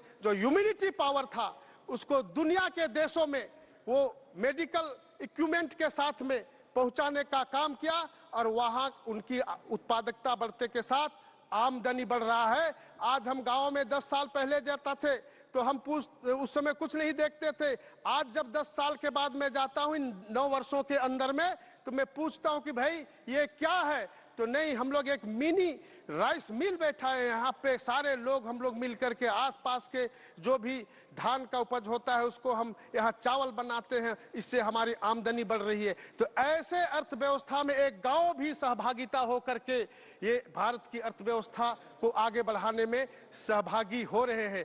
इसलिए उपसभापति महोदया, मैं आपको बताना चाहता हूं कि जिस प्रकार से 2014 में जब हमारे माननीय मोदी जी ने प्रधानमंत्री बने थे, तब भारत की डीजीपी 112 लाख करोड़ के आसपास थी। आज भारत की जीडीपी 300 लाख करोड़ के आसपास हो गया है। 2025 तक सरकार ने भारत को $5 ट्रिलियन की इकोनॉमी बनाने का लक्ष्य रखा है। सरकार की आर्थिक उपलब्धियां का लाभ देश की आम जनता को भी हुआ है। 2014 में देश में प्रति व्यक्ति आय लगभग 17,000 रुपये थी। पिछले 9 वर्षों में सरकार की नीतियों के कारण, प्रधानमंत्री जी की दृढ़ इच्छा शक्ति के कारण, उनके मेहनत के कारण आज प्रति व्यक्ति आय लगभग 1,75,000 हो गई है। उपसभापति महोदया, पिछले 9 वर्षों में देश के एक्सपोर्ट लगभग दुगुना हो गया है। सरकार निरंतर देश की आर्थिक उन्नति के लिए हर मोर्चे पर कार्य कर रही है। अतः मुझे विश्वास है कि सरकार की आर्थिक नियत व नीति के कारण जल्द ही भारत विश्व की सर्वोच्च अर्थव्यवस्था में पहुंचेगा और निश्चित रूप से आज देश के यशस्वी प्रधानमंत्री जी इन दिशाओं पर एक भारत श्रेष्ठ भारत और आत्मनिर्भर भारत, स्वावलंबी भारत की यात्रा कर रहे हैं। उसमें पूरे देश भर के लोग उनके यात्रा में सहभागी होकर के आगे बढ़ रहे हैं।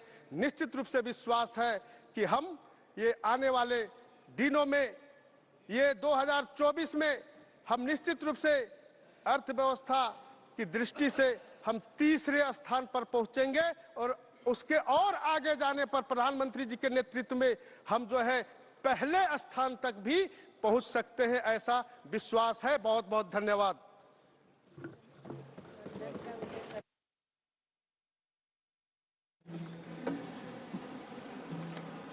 धन्यवाद। माननीय Shri G K. Vasan ji. Thank you, Madam. The country has demonstrated resilience and adaptability in face of persistent global challenges. We all know natural disasters like COVID has cost the economy of this country.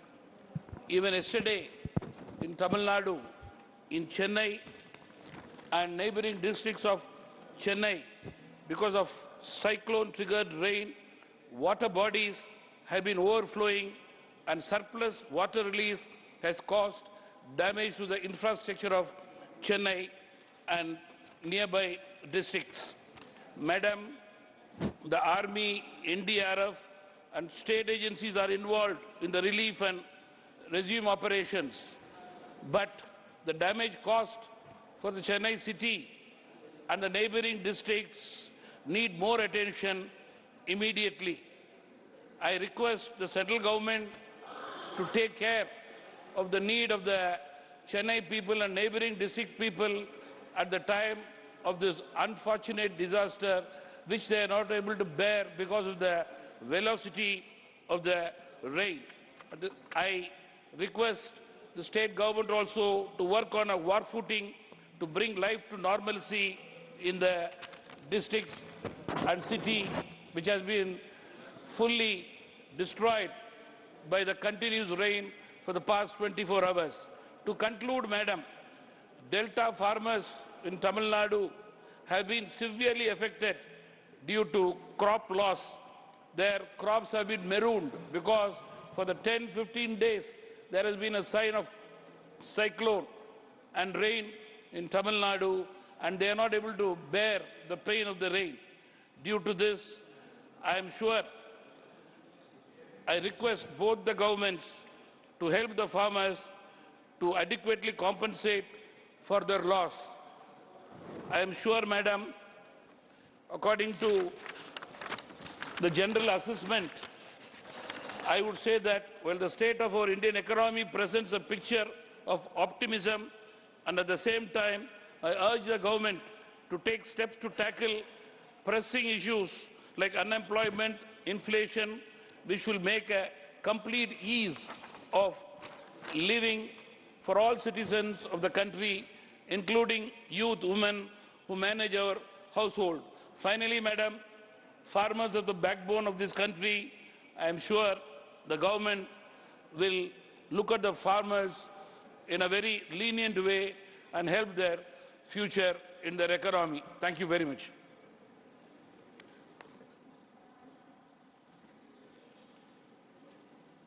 माननीय श्री राकेश सिन्हा जी, आपके पास 15 मिनट का समय है। 15। सभापति महोदय, जब हम अर्थव्यवस्था पर चर्चा करते हैं तो हमें देखना पड़ेगा कि देश कहां पहुंचा और किस विरासत के साथ हम चले थे। हमारे कांग्रेस के मित्र बैठे हुए हैं, यानी कांग्रेस परिवार वहां बैठी हुई है। अन्य दलें भी या तो उनके साथ थे या उन्हीं के गर्भ से निकली हुई पार्टियां हैं। अभी भारत में विकसित भारत संकल्प यात्रा निकल रही है। मुझे सौभाग्य प्राप्त हुआ और मुझे लगता है सदन के प्रत्येक सदस्य को ऐसा सौभाग्य लेना चाहिए। देश कहां पहुंच रहा है और देश के लोग किस आत्मविश्वास के साथ विकास यात्रा में शामिल हैं, यह देखने का ये अभूतपूर्व अवसर है। बिहार के बेगूसराय जिले में जो मेरा गृह जिला है, वहां एक गांव है बभन गामा। विकास यात्रा का रथ वहां पहुंचा था। सैकड़ों लोग आए थे, उसमें 80% महिलाएं थी। उनके आत्मविश्वास को मैं देख सकता था।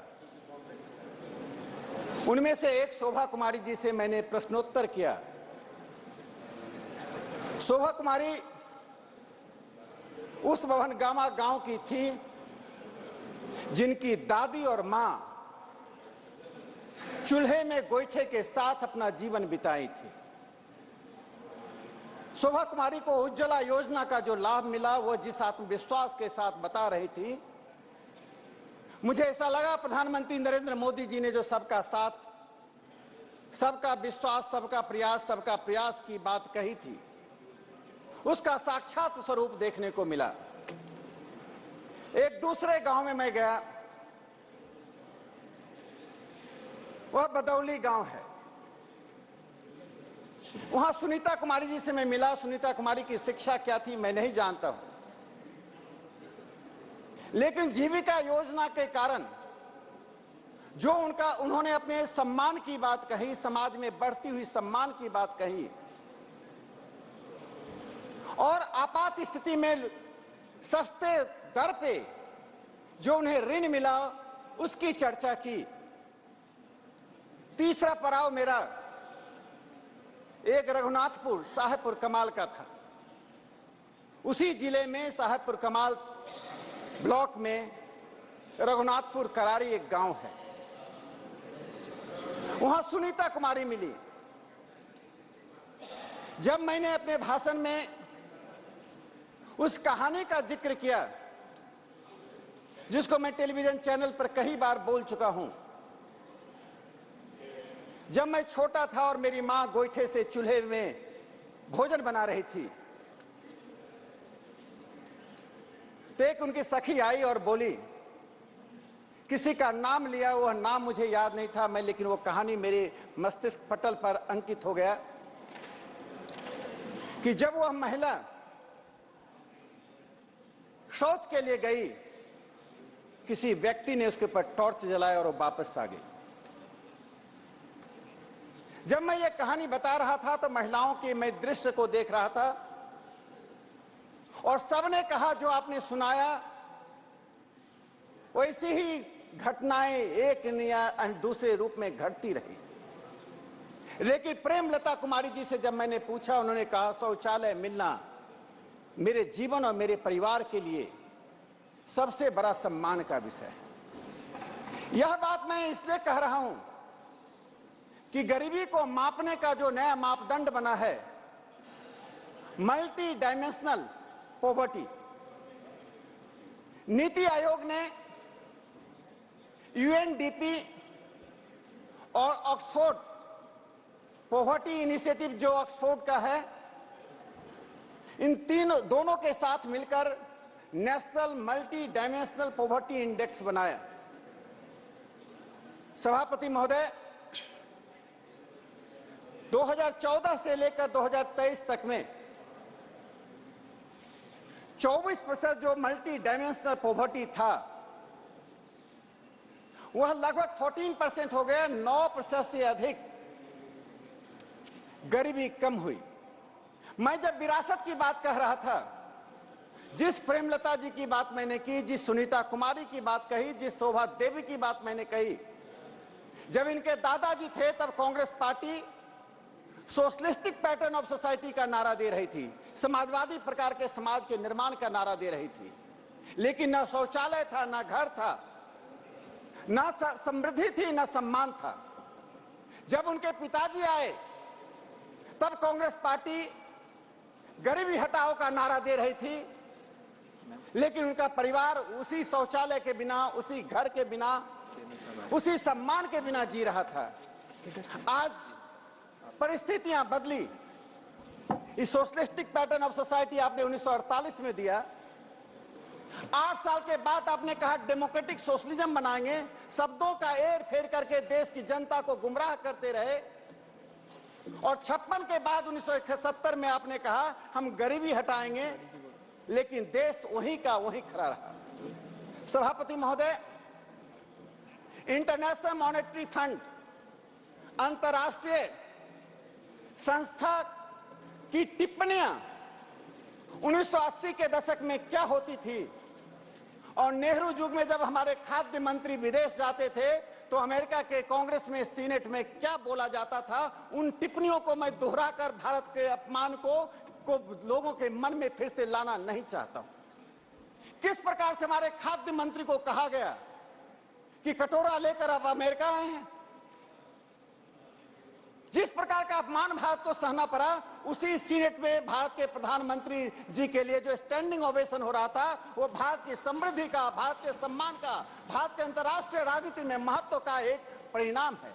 यह नेहरू युग और मोदी युग का एक महत्वपूर्ण अंतर रेखांकित हो रहा है। जो मैंने मल्टी डायमेंशनल पॉवर्टी की बात कही, दूसरा इंडिकेटर वह सस्टेनेबल डेवलपमेंट का है। 2015 में 139 देशों ने एक सस्टेनेबल डेवलपमेंट गोल्स तैयार किया। 1 जनवरी 2016 से सस्टेनेबल डेवलपमेंट लागू हुआ। 2015 में यूनाइटेड नेशन का सस्टेनेबल डेवलपमेंट समिट में प्रधानमंत्री नरेंद्र मोदी जी ने जो 2 बातों को रेखांकित किया, वह सबको गौर से सुनना चाहिए। Sustainable development of 1/6 of humanity will have a great consequence to the world and our beautiful planet. The world will be of fewer challenges and greater hopes. आज उस सस्टेनेबल डेवलपमेंट जिसका 2030 हमने एक समय निर्धारित किया है, पूरी दुनिया को सस्टेनेबल डेवलपमेंट में लाने के लिए इस देश को इस बात के लिए गर्व करना चाहिए, प्रधानमंत्री नरेंद्र मोदी जी के नेतृत्व में हमारी सरकार की आर्थिक कार्य संस्कृति, हमारी सरकार की उस दृष्टि के कारण आज जो गोल निर्धारित हुआ है, जो लक्ष्य निर्धारित हुआ है, उस लक्ष्य से हम आगे चल रहे हैं। 1.2 हम आगे चल रहे हैं और पूरी दुनिया देख रही है कि ब्राजील और साउथ अफ्रीका जैसे धनी देशों की तुलना में भारत 1.2 आगे है। यानी सस्टेनेबल डेवलपमेंट को हम 2030 से आने से पहले प्राप्त कर लेंगे। तीसरा एक महत्वपूर्ण पक्ष इसमें आता है, सभापति महोदय, स्थूल बातों की चर्चा हुई जिसमें पर कैपिटा इनकम जीडीपी की है, मैं उसे दोहराना नहीं चाहता हूं, लेकिन देश में कुछ ऐसे सूक्ष्म बातें होती हैं जो छोटे स्थान पर रहने वाले लोगों के जीवन को प्रभावित करता है।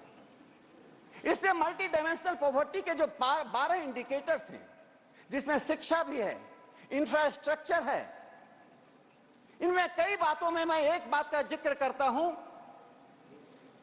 जन औषधि केंद्र, कैसे सामान्य व्यक्ति का जीवन इससे प्रभावित हुआ है।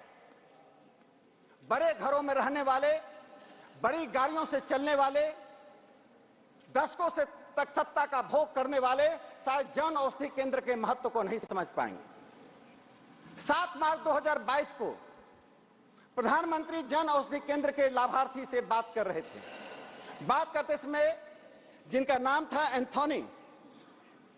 एंथोनी साहब से प्रधानमंत्री ने पूछा, वे पटना के थे, कि आपको क्या लाभ हुआ। जो एंथोनी ने कहा वह आंखें खोल देने वाली है। उन्हें प्रत्येक महीने 1200 से 1500 रुपए की दवाई खरीदनी पड़ती थी, जो सिर्फ 250 रुपए में हो रहा है। आज देश में 10,010 जन औषधि केंद्र खुल गए हैं। उसी बातचीत के क्रम में दूसरे लाभार्थी से जब प्रधानमंत्री जी ने पूछा, मिस्टर बेहेरा से, तो बेहेरा ने कहा कि प्रत्येक महीने उनकी बचत 2000 से 2500 रुपए तक हो रही है।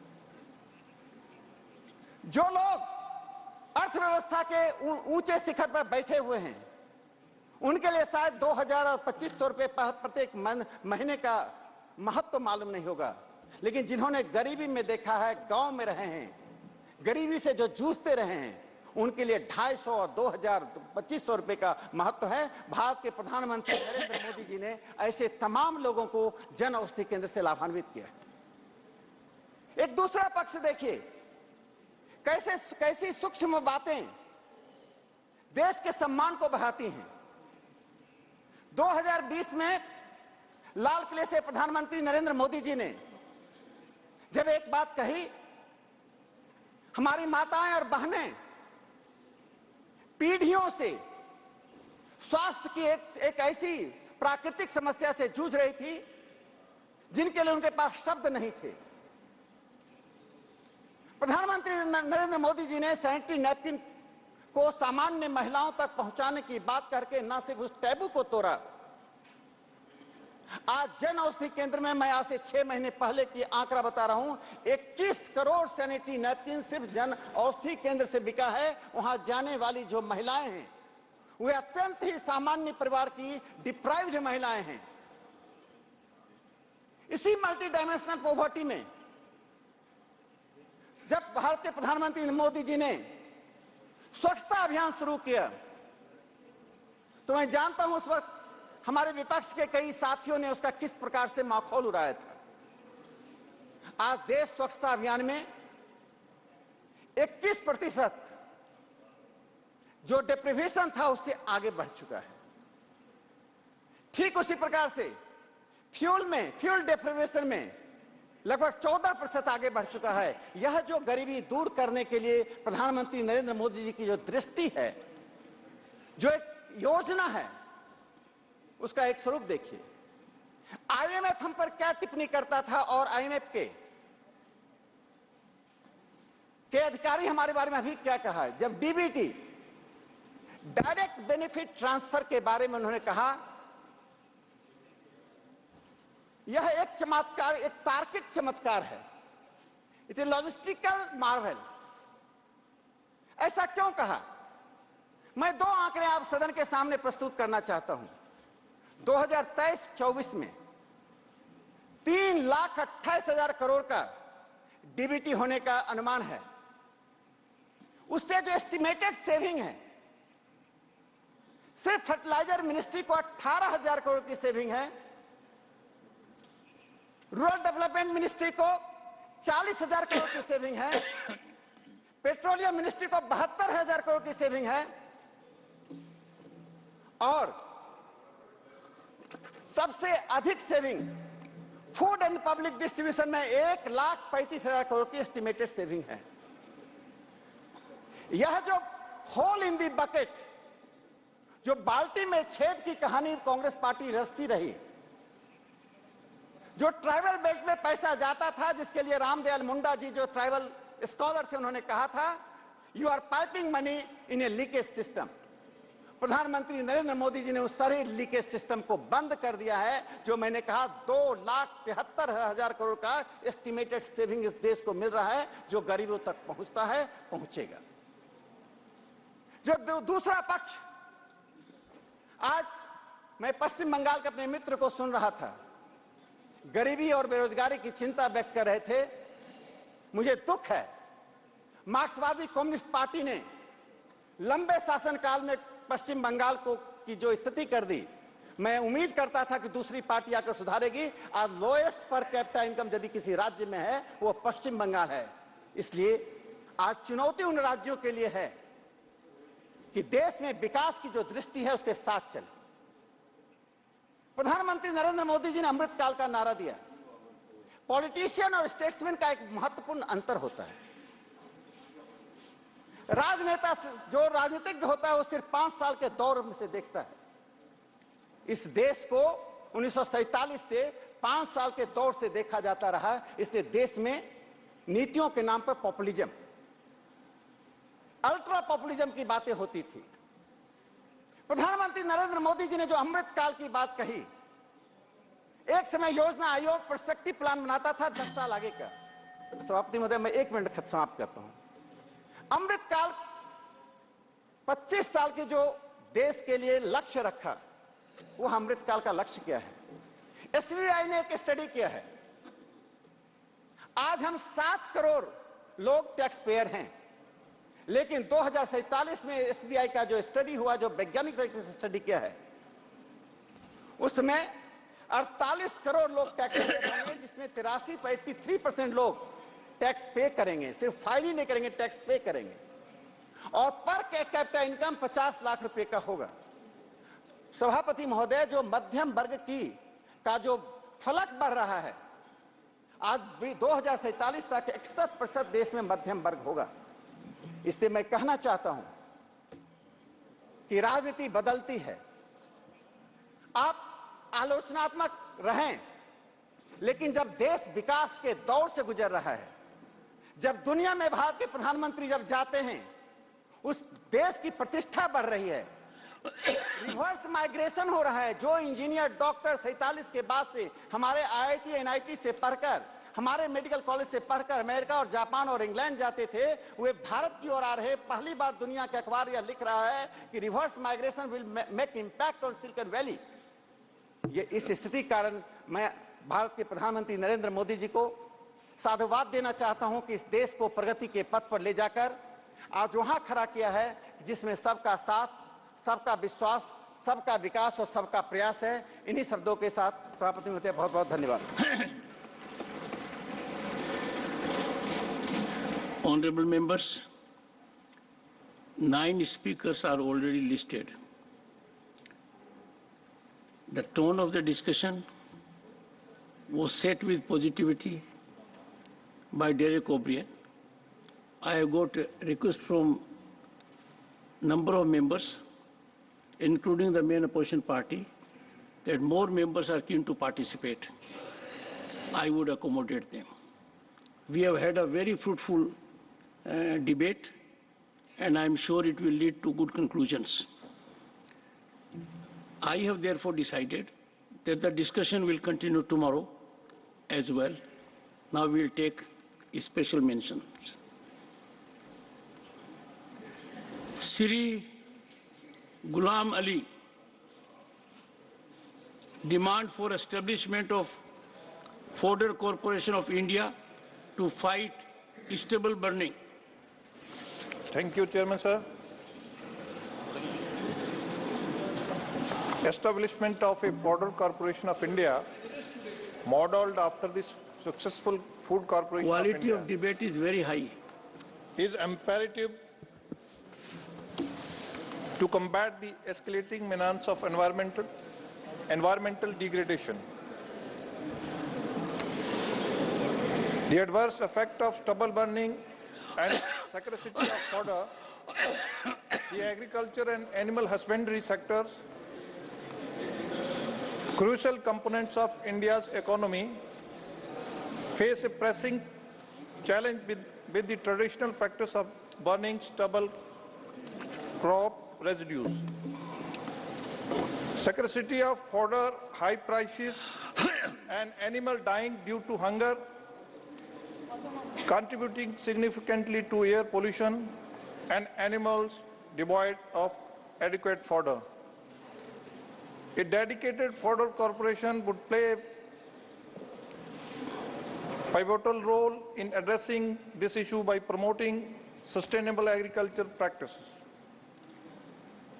It could incentivize farmers to adopt alternative methods for managing crop residues, such as converting them into fodder for livestock.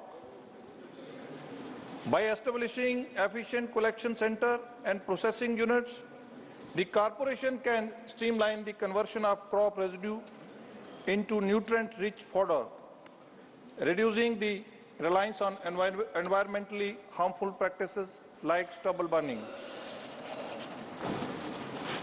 Chairman, sir, moreover, the Fodder Corporation can act as a catalyst for rural development by creating employment opportunities and promoting the use of eco-friendly technologies.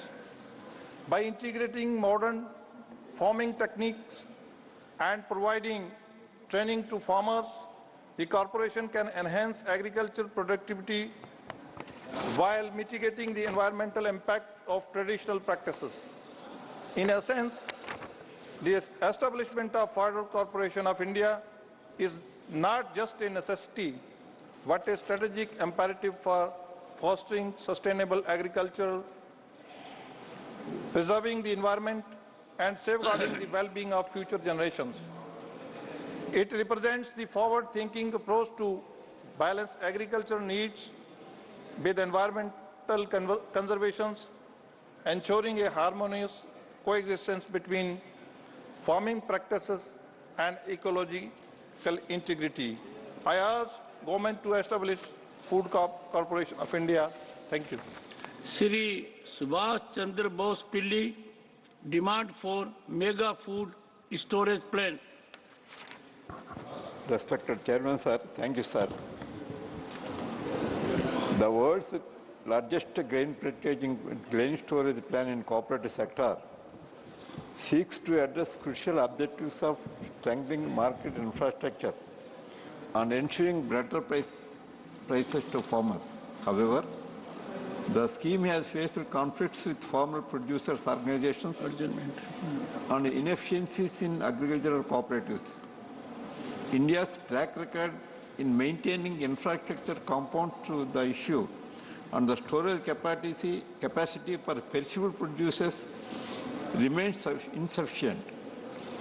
Managing food quality has been problematic, as the PDS have been known to distribute poor quality grains due to outdated storage infrastructure.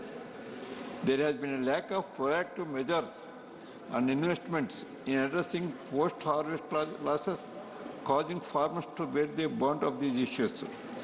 Post-harvest losses in India are due to insufficient infrastructure, including suboptimal storage capacity, inadequate handling and packaging, along with the different transportation infrastructure, lead to physical injury and contamination. Price inflations increase losses for farmers, while insufficient pest and disease management practices further spoil crops. Financial constraints coupled with limited access to credit hinder investment in improved facilities and technologies. I would request the Honorable Minister for Food and Public Distribution to modernize the existing storage, including separate capacity for horticultural crops, and introduce more schemes focusing on processing perishable items. Thank you, sir.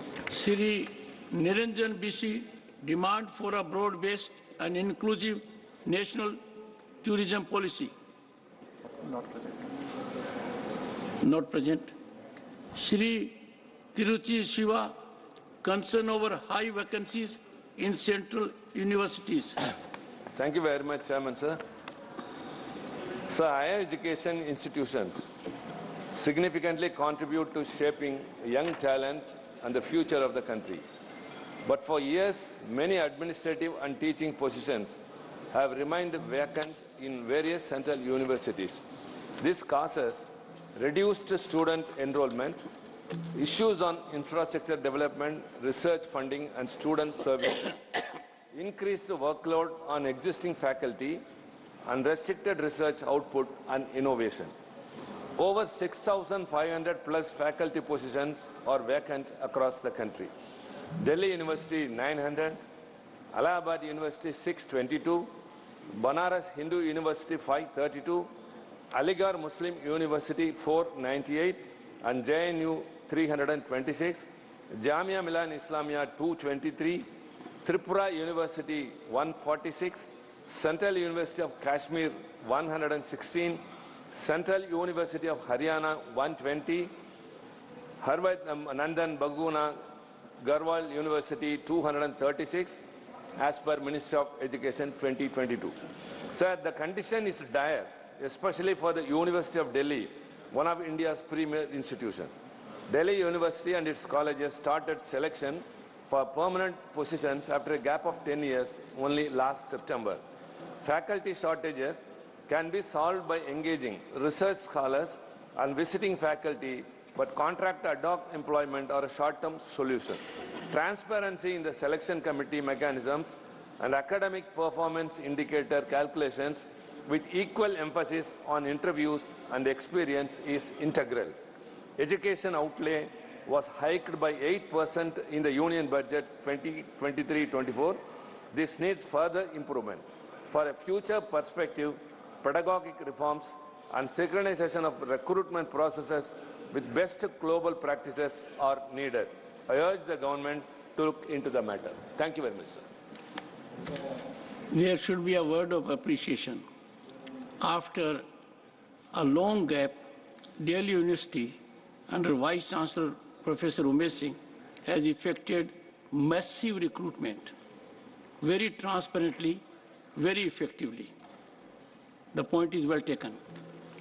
Shri Krishan Lal Pawar, demand of housing for scheduled caste. There is a disclaimer. I am Chancellor of Delhi University, because Derek was looking at me. So there is a disclaimer. I am Chancellor Delhi University, therefore I know about it. धन्यवाद मान्यवर मैं आपके माध्यम से सदन का ध्यान एक गंभीर विषय की ओर आकर्षित करना चाहता हूं। मान्यवर, यद्यपि प्रधानमंत्री आवास योजना के माध्यम से गरीबों को काफ़ी राहत मिली है, लेकिन एक लंबे समय से छोटे छोटे घरों में इनके परिवार बड़े हो गए हैं तथा बहुत से गांव में या तो पंचायती जमीन नहीं थी या तो चकबंदी नहीं हुई है। मान्यवर, मेरा भारत सरकार से सुझाव है, ऐसे तमाम मामलों में जमीन अधिग्रहण करके गरीबों के लिए रिहायशी मकान बनाए जाएं। इसके अतिरिक्त मेरा एक सुझाव भी है, जिस परिवार में 5 से ज़्यादा वयस्क लोग हों उनको 2 यूनिट मानकर 2 रिहायशी मकान दिए जाएं। इसी से प्रधानमंत्री जी की गरीब कल्याण योजना का सपना साकार होगा। धन्यवाद मान्यवर। Shri R. Girirajan, demand to include Tamil Nadu in the National Cyclone Risk Mitigation Project and establish multi-purpose cyclone center at vulnerable locations. Of the 7,516 kilometer long coastline of India, close to 5,700 kilometers is prone to cyclones and tsunamis. 68% of the cultivable area is vulnerable to drought and hilly areas are at risk from landslides. The coastal areas of Tamil Nadu are increasingly vulnerable to tropical cyclones and the consequent recurrent loss of life and property. The establishment of multi-purpose cyclone center is the main objective of the National Cyclone Risk Mitigation Project and is to minimize vulnerability to cyclones and make people and infrastructure disaster resilient in harmony with the conservation of the coastal ecosystem in the cyclone hazard-prone area. In the first phase, the government had constructed 567 such multi-purpose cyclone centers in Odisha, Andhra, Gujarat, and West Bengal, but not a single MCC was constructed in Tamil Nadu, which has been revenged frequently than any other state in the country. Out of 353 MCCs in the second phase, 112 in Gujarat, 27 in Kerala, 11 in Karnataka, 13 in Maharashtra, 150 in West Bengal, 40 in Goa are to be constructed. Tamil Nadu was revenged continuously from tsunami in 2004 and cyclones Thane, Nilam, Varda, Okki, Gaja, Nivar and Mandos. I urge the Union Government to include Tamil Nadu in the National Cyclone Risk Mitigation Project to establish multi-purpose cyclone center at vulnerable locations and take appropriate measures for prevention, mitigation, capacity building and preparations to combat cyclone storms in the coming years. Thank you, sir. Shri Lair Singh Siroya, demand to boost destination wedding economy in Bharat. ಸನ್ಮಾನ್ಯ ಸಭಾಪತಿಗಳೇ, ನಮಗೆ ಅವಕಾಶ ಮಾಡಿಕೊಟ್ಟಿದ್ದಕ್ಕೆ ತಮಗೆ ಧನ್ಯವಾದಗಳು. Honourable chairman sir, आपका बहुत बहुत धन्यवाद. आपका बहुत बहुत धन्यवाद. I draw attention to the potential and creating awareness about destination weddings in India and its impact on our economy, sir. Recently, Honorable PM Shri Narendra Modi spoke about rich families celebrating destination weddings in foreign locations and urged the citizens to choose Bharat as the wedding destination. There is a great possible of creating destination weddings economy in the Bharat. While weddings are traditionally viewed as a personal celebration, their collective impact on the economy is substantial. Wedding festivities contribute significantly to the thriving service sector such as banquet halls, hotels, event management, catering, flower decoration, travel services, photography, music orchestra, etc., etc. Honorable Chairman, sir, the consumption of these diverse services generates numerous job opportunities. According to the estimate from the Confederation of All India Traders, around 5,000 destination weddings are held abroad each year, when an estimated expenditure is of rupees 50,000 crores and above. This trend underscores the need for concerted efforts to retain these celebrations within our country. Bharat boasts a plethora of enchanting locales, ranging from breathtaking natural landscapes, sacred temples, towns, to royal palaces and secluded islands. These places have the potential to become destination not only for Indian weddings but also for international events. The spiritual aspect of civilizational interest of our land with further attract foreign nationals and Indians staying abroad. I urge the government to take proactive initiative such as policies formulation, creation of dedicated portal, or launch of an informative campaign which would raise awareness about the possibilities of hosting destination weddings within our country and contributing positively to our economy, sir. Thank you very much, sir. Srimati J.B. Mathur Hisam, demand for enhancement of salary and other service benefits of Anganwadi employees. Chairman, sir, I am deeply obliged by the opportunity, and the special mention is on the subject demand for enhancement of salary and other service benefits of Anganwadi employees. The Anganwadi workers and helpers who are shouldering the immense responsibility of catering to the nutritional and various other developmental needs of the children, and also to the nutritional programs for the adolescent girls and pregnant women, are now in distress. There is no hike in their salary for the past 7 years.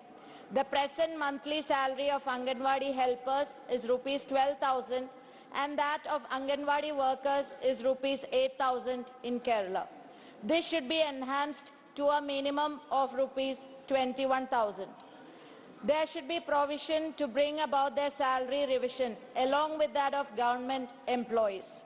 Even though subscription amount is being collected towards Anganwadi workers and helpers welfare fund, benefits are not enhanced in accordance with the amount collected. Chairman, sir, Anganwadi employees are facing various difficulties in performing their duties on a daily basis.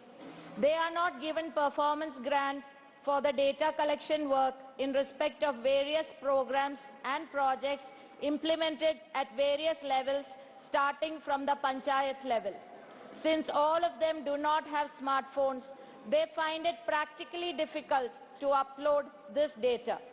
Every expense, including the payment of electricity and water bills of the Anganwadi centers, travel expenses for attending official meetings, etc., have to be borne by them, which is burdening them even more. In this context, I urge the central government to appoint a high-level commission to study the factual position and to make necessary recommendation for the betterment of Anganwadi helpers and workers. Thank you. Sri Babu Bhai Jaisang Bhai Desai, concern over air, water and soil pollution. माननीय अध्यक्ष श्री, आपने मुझे air, water, soil pollution के बारे में बोलने की तक दी है, आपका आभार व्यक्त करता हूँ। हमारे पर्यावरण, स्वास्थ्य और अर्थव्यवस्था पर प्रदूषण के गंभीर परिणामों के लिए तत्काल और ठोस कार्रवाई की आवश्यकता है। भारत वायु, जल और मिट्टी प्रदूषण सहित बहुआयामी प्रदूषण चुनौती का सामना कर रहा है। हमारे शहर प्रदूषणों के खतरनाक स्तर से जूझ रहे हैं। जिससे लाखों लोगों का श्वसन स्वास्थ्य खतरे में पड़ गया है। फसल, आयोग, जलाना, वाहन उत्सर्जन, औद्योगिक अपशिष्ट और निर्माण गतिविधियों इस संकट में महत्वपूर्ण योगदान देती है। वायु प्रदूषण को कम करने के लिए नवीनीकरण ऊर्जा अपनाने, सार्वजनिक परिवहन वृद्धि और कड़े उत्सर्जन मापदंडों पर ध्यान केंद्रित करने के लिए मजबूत नीतियां और निवेश का पता लगाना अनिवार्य है। हमारी नदियों और जिलों औद्योगिक अपशिष्ट, सीएज और कृषि अफवाह के सूचित हो रही है। इसमें न केवल हमारे जल संसाधन शक्ति पर उन पर निर्भर लोगों का स्वास्थ्य भी खतरे में पड़ता है।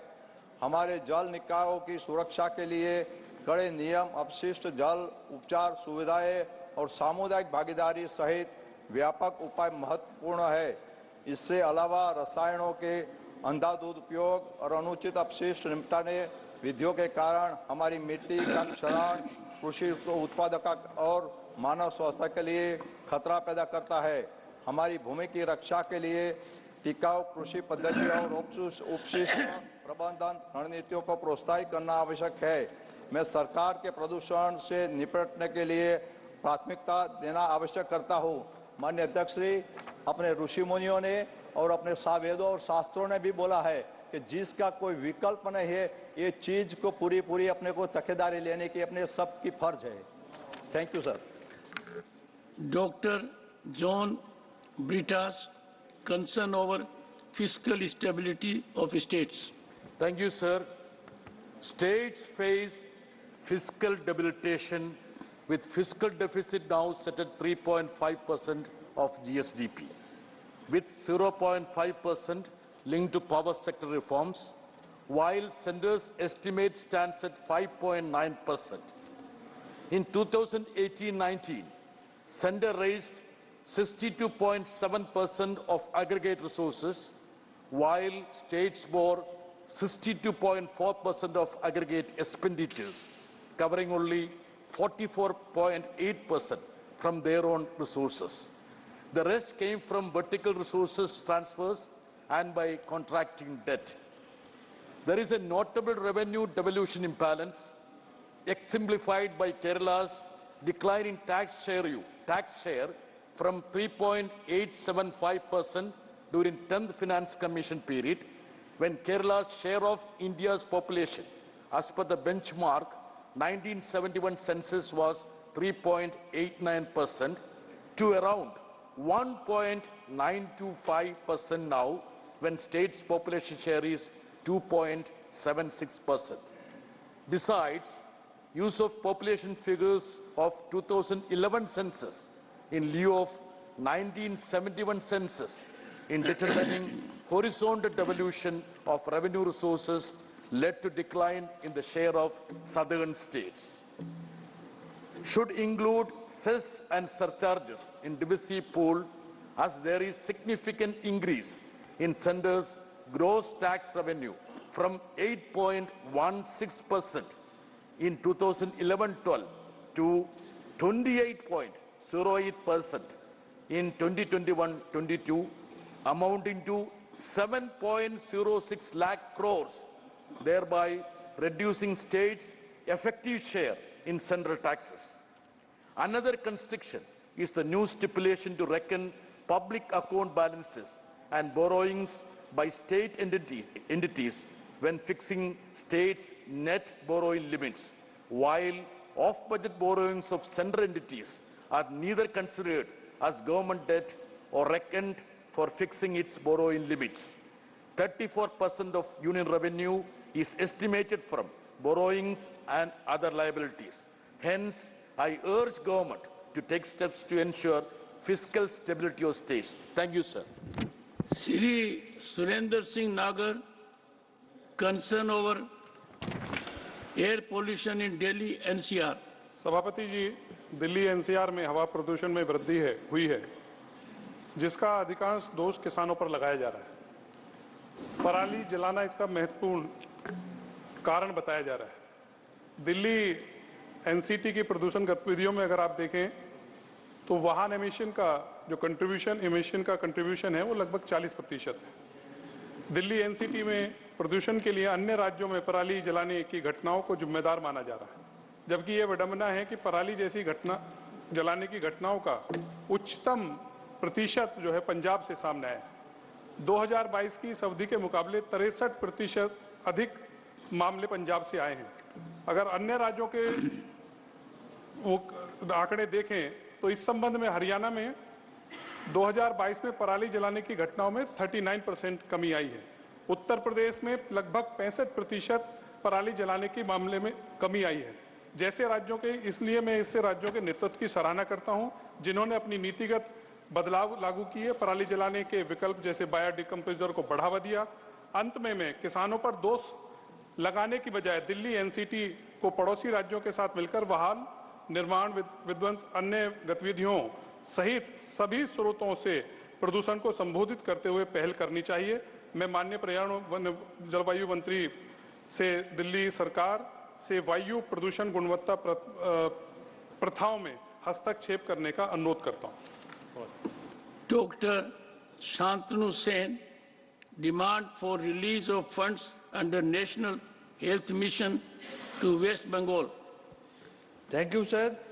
Sir, my special mention is on demand for release of funds under National Health Mission to West Bengal, regarding which our Honorable Chief Minister, Madam Mamata Banerjee, has also written a letter to our learned Prime Minister a few days back. Sir, in our state of West Bengal, in our endeavour, we are providing affordable, accessible and quality health care to all free of cost. There has been significant increase in our budgetary allocation to health care in the last 12 years, and many important public health initiatives such as construction of super specialty hospitals, Shastro Sati, Shishu Sati, Matrima, Chokher Alo, etc.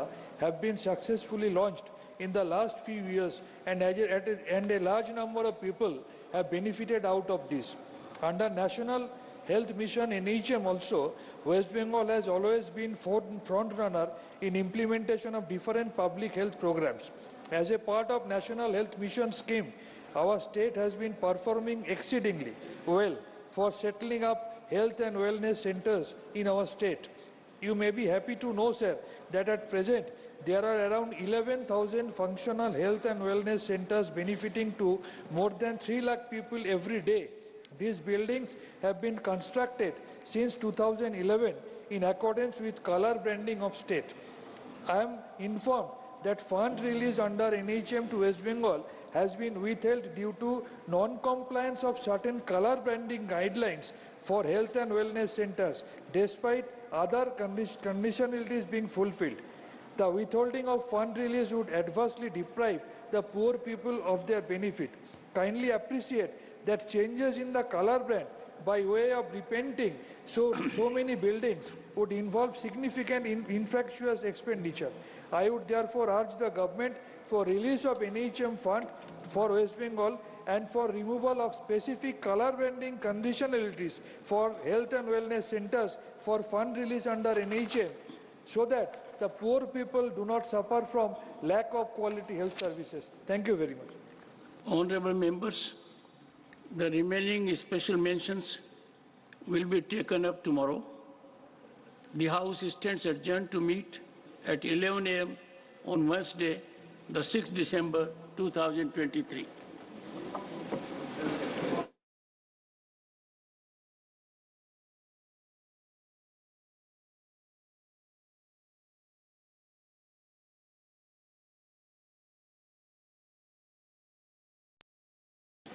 माननीय professor Manoj Kumar Jha ji. माननीय उपसभापति जी, आपका बहुत बहुत धन्यवाद। मैं सिर्फ ये कहना चाहूँगा, आज सुबह जब पता चला कि economic situation in the country पर शॉर्ट ड्यूरेशन डिस्कशन है, तो मुझे कभी नहीं लगा था कि हमारी पूरी बातचीत टैक्सेशन, फॉरेन एक्सचेंज रिजर्व्स और वगैरह वगैरह की चीज़ों में रहेगी। अर्थव्यवस्था का वो एक चेहरा हो सकता है, लेकिन एक जनप्रतिनिधि जो राज्यसभा और लोकसभा में बैठे हुए हैं, उनके लिए आर्थिक परिस्थिति पे जब हम बात करते हैं ना, तो सर सबसे पहले गरीब की थाली नजर आती है। गरीब की, आप फॉरेन एक्सचेंज रिजर्व कुछ भी रख लो, लेकिन अगर गरीब की थाली में ऊपर परिलक्षित नहीं हो रहा है, तो फाइल भी किताबी है और गांव भी किताबी। मैं सिर्फ, और हाँ बहुत बढ़िया कहा जावड़ेकर साहब ने कहा 80 करोड़ लोगों को, हालांकि मैं उस शब्द का इस्तेमाल नहीं करूंगा कि मुफ्त कुछ नहीं होता है सर, मैं कई बार सदन में बोल चुका हूं, अगर 80 करोड़ लोगों को आपको अनाज देना पड़ रहा है तो मुझको अर्थव्यवस्था पर कोई टिप्पणी नहीं करनी है कि आर्थिक परिस्थिति क्या है, कितनी समावेशी है, वगैरह वगैरह। सर, माननीय उपसभापति जी, सुधांशु जी जब बोल रहे थे तालियां बज रही थी सत्ता पक्ष से, बजती भी हैं। अब विजय साई रेड्डी जी को कष्ट हुआ तो उन्होंने कह भी दिया कि ताली क्यों नहीं बजा रहे हो। तो जब सुधांशु जी ताली बजा रहे के वक्तव्य पे ताली बज रही थी तो मुझे लगा कि गांव शहरों के बेरोजगार पर यह ताली कितनी भारी पड़ रही होगी। प्रधानमंत्री जी 14 में जब पहली बार चुने गए तो वो मंदिर मस्जिद की साइज के लिए नहीं चुने गए थे, 2 करोड़ प्रतिवर्ष नौकरियां उनका वादा था। 2 दाहें 20 करोड़, एक श्वेत पत्र तो बनता है कि हम कहां हैं। सर, माननीय उपसभापति महोदय, मैं कुछ चीजें आपके मध्य, क्या ऐसा तो नहीं है कि हम मानव विहीन और मानवीयता विहीन ग्रोथ स्टोरी के पक्ष में भजन गा रहे हैं, करतल ध्वनि कर रहे हैं। सर, कोई भी वैसा ग्रोथ जो फेसलेस हो, जॉबलेस हो, उस ग्रोथ से देश की हकीकत नहीं बदलती है। सर, बड़ी बड़ी बात लोग कर रहे थे। अभी पिछले महीने ये खूबसूरत किताब आई है, वेल रिसर्च्ड, आधी किताब में सर रेफरेंस है, ये है अनइक्वल। सर, हम किन देशों से पीछे हो गए हैं पता है? छोड़िए अमेरिका यूरोप की बात, बांग्लादेश और नेपाल इनकम इनइक्वालिटी को एड्रेस करते हुए मानवीय सूचकांक में हमको पीछे छोड़ चुका है। ये है सर दस्तावेज, ये अनइक्वल स्वाति नारायण की। बीते दिनों बिहार में एक जातिगत सर्वेक्षण हुआ। मैं चाहूंगा तमाम हमारे भाजपा के मित्र, उनको ना उससे मतलब ना हो, उसके प्रति विरोध हो, लेकिन एक बार उस दस्तावेज को पढ़िए, क्योंकि उन आंकड़ों में नंबर के बाद आर्थिक सामाजिक परिवेश भी जाहिर हुआ है। और तब प्रधानमंत्री जी, पुनः ले जाऊंगा 14 में बिहार गए थे, बिहार को स्पेशल स्टेटस की बात वो करके आए थे, हाजीपुर, दरभंगा, पटना। सर, बिहार को आपकी जरूरत है माननीय सत्ता पक्ष, बिहार के पास रेवेन्यू के साधन कमतर हैं, बिहार को लेबर सप्लाई स्टेट के नजरिए से मत देखिए, बिहार को स्पेशल स्टेटस दीजिए। क्योंकि अगर आप इस किताब का विश्लेषण करें, सरकार के आंकड़ों का विश्लेषण करें, तो आपको साफ दिखेगा कि बिहार, झारखंड, उत्तर प्रदेश और मध्य प्रदेश देश के बाकी राज्यों से पिछड़ रहा है। उसके अलावा दूसरा पहलू कहता हूं माननीय उपसभापति महोदय, इस किताब में बाबा साहब भीमराव अंबेडकर को धृत किया गया है, नॉर्थ साउथ डिवाइड के संदर्भ में भी। और ये पुरानी बात है सर, एफडीआई को ही देखिए कि नॉर्थ में कितना, साउथ में कितना, तो ये फर्क आपको साफ नजर आ जाएगा। इसलिए मैं कहता हूं कि बिहार को नए नजरिए से देखिए, जो शुरुआत वहां के मुख्यमंत्री नीतीश जी, तेजस्वी जी ने की, आप हैंड होल्डिंग करिए और स्पेशल स्टेटस दीजिए। दूसरी चीज सर, अगर मनरेगा में रूरल डिमांड बढ़ रहा है तो रूरल डिस्ट्रेस को एक्नॉलेज करिए, उसको एक्नॉलेज किए बगैर बात नहीं बनेगी। उसको डिनाल से आप कुछ हासिल नहीं कर पाए। पॉवर्टी इंडेक्स पर आपने कई वर्षों से काम नहीं किया। आप आंकड़ों के बारे में तो सरकार का दृष्टिकोण है कि विश्व के टिम्बकटू में अगर एक आंकड़ा पक्ष का कोई बोल दो तो उसको प्रदर्शनी लगा देंगे। अगर कोई आंकड़ा सरकार को असहज करता है तो कहेंगे हम तो इसको मानते ही नहीं है, इनकी तो मेथोडोलॉजी खराब है। साहब नहीं, ये डिफरेंशियल दृष्टिकोण मत रखिए। हंगर इंडेक्स पे खुल के कहिए हम मीट नहीं कर पाए हैं। ये सत्ता पक्ष और विपक्ष का मामला नहीं है, ये मामला है हमारे कलेक्टिव फेलियर का, हमें एड्रेस करना होगा। आपको असल में लग गया सर, बस 1 मिनट लूंगा माफी के साथ। सर, आपको असल में लगता है कि आप इनकम इनइक्वालिटी की बात ना करें, पॉवर्टी रिडक्शन की बात ना करें, अनएम्प्लॉयमेंट एड्रेसिंग की बात ना करें, चुनाव आप फिर भी जीत जा रहे हैं। मैं मानता हूं आपने वो तिलिस्म विकसित कर लिया है कि समस्याओं को एड्रेस किए बगैर भी चुनाव कैसे जीते जा सकते हैं, लेकिन जिन बोतल से निकला ये जिन्न देश पर बहुत भारी पड़ने जा रहा है। वेल्थ टैक्स को लेकर के, इनकम इनइक्वालिटी को लेकर मैंने कहा, वेल्थ टैक्स 16 में आपने अबॉलिश कर दिया। किसानों के बारे में सर मैं कहता हूं, आप कहते हैं शेयर बाजार उछल रहा है, बड़ी तारीफ होती है सर, शेयर बाजार उछले और एक किसान आत्महत्या कर ले, एक युवा बेरोजगार आत्महत्या कर ले, तो आप किस चीज को कहेंगे सर? और कुछ नहीं कहना चाहता, हाशिए के समूहों में पॉवर्टी की जो परिस्थिति है, आप बिहार का डेटा देखिए। आखिरी सर, एक सुधांशु जी बड़ी अच्छी चीजें बता गए, हमें तो लगा कि हम तो बेकार परेशानी है, गरीबी से, भुखमरी से। 30 सेकंड सर। तो मैं आपके माध्यम से अपने मित्रवर्ग को कहता हूं, जब कश्ती साबितो सालिम थी, साहिल की तमन्ना किसको थी? अब ऐसी शिकस्ता कश्ती पे साहिल की तमन्ना कौन करे? जय हिंद सर। थैंक यू, धन्यवाद प्रोफेसर मनोज कुमार झा जी। माननीय श्री एलामारम करीम जी। Thank you, sir. The real state of our economy concerning around the people will be clearly understood by the latest RBI report, which says the household's financial assets, including bank deposits and cash equity investment, fell down sharply to 5.1% of the GDP in the fiscal year ended in the March 2023. See, on the other hand, the household debt increased 5.8% of the GDP in the financial year 2023, which is the second highest annual increase since independence. Recent RBI data also reveals that bank financial institution credit to institutions bar business marked a decline, while personal loan portfolio has increased in volume in the current quarter, which clearly signals further slowing down of the economy along with the rise in the people's indebtedness and resultant distress. Sir, in addition to these technical issues, there are broader concerns about the overall economic direction of the country. Tax concession and incentives are given to the rich corporates, are widening the gap between the two Indias, the rich and the poor.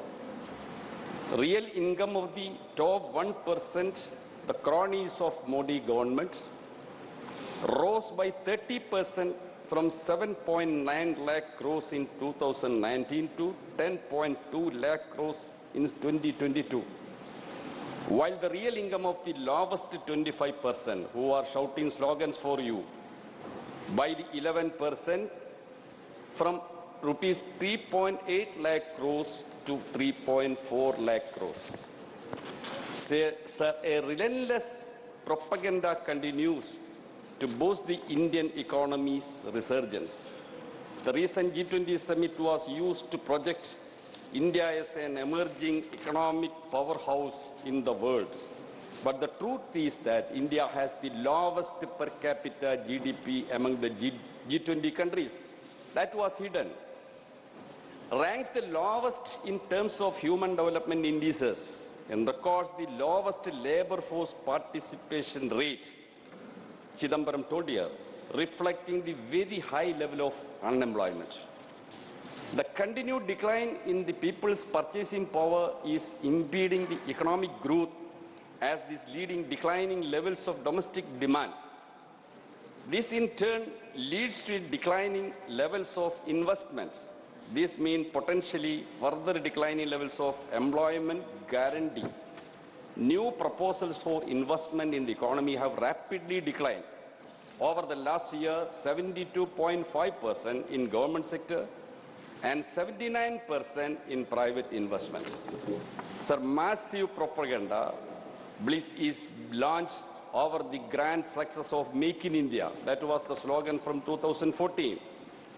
Its target for manufacturing sector growth over this decade was 12.14%. The reality is that since 2013-14, this averaged only 5.9% per annum. The tall claim, where it has gone? The share of the manufacturing GDP was targeted to reach 25%. This, however, remained stagnant at around 16.4%.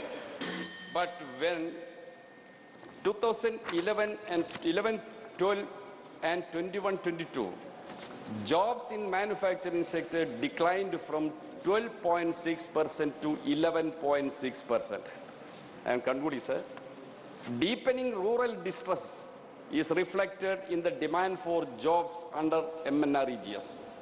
Last year, this grew by 15.3%, and compared to 2019-20, this grew by 29.4%. But unluckily, the allocation for MNREGS drastically cut down in the last budget. Fresh evidence that have emerged about the Adani Group manipulation, that is also a part of this economic policy.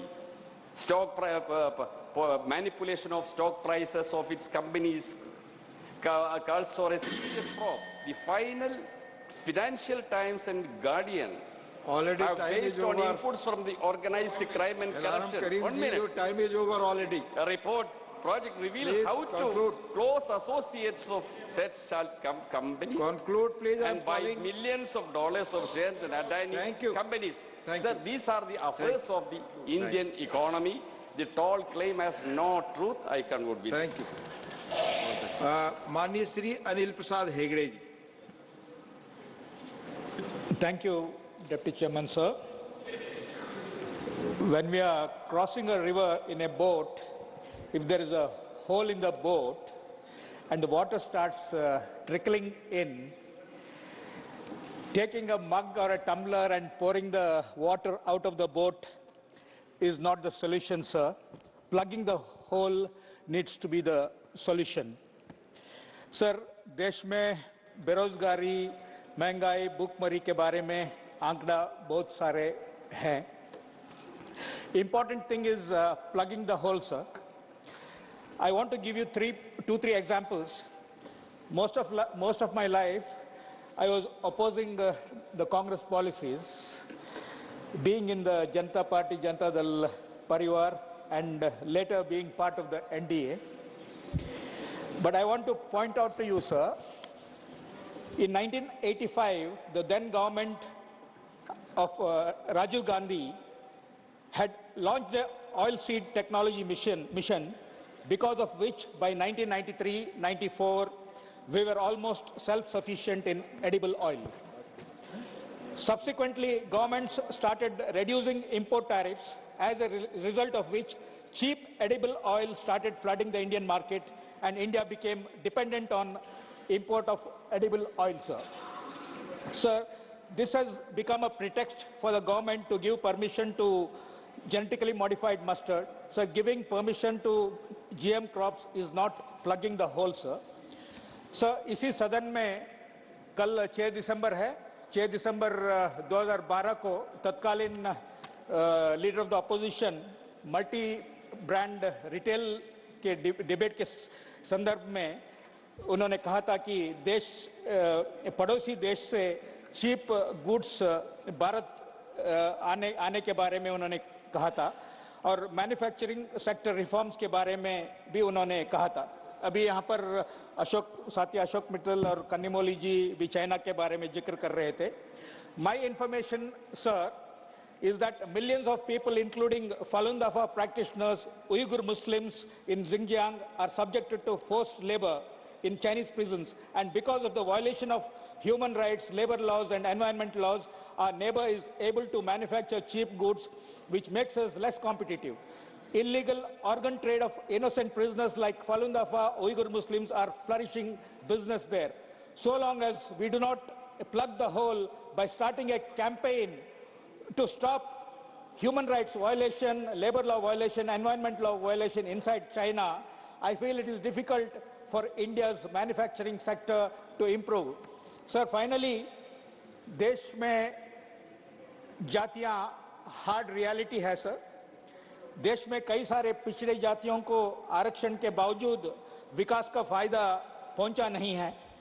इसलिए नीतीश कुमार का नेतृत्व का मेरा party के सरकार बिहार में caste based census लागू किया है, जब तक देश में कास्ट बेस्ड सेंसस नहीं करते हैं तब तक सरकार का बनाया हुआ पॉलिसीज का फायदा कई सारे जातियों को नहीं पहुंचेगी. Sir, hence, by ordering a caste based census, we need to plug the hole. And finally, sir, I also request the government to give special status to Bihar. Thank you. Thank you. धन्यवाद माननीय अनिल हेगड़े जी. माननीय अब्दुल वहाब जी. माननीय अब्दुल वहाब जी. Yes, sir. Thank you very much. 3 minutes, sir. The occasion to talk. Mr. Chidambaram, from Chidambaram to all opposition parties, were telling about the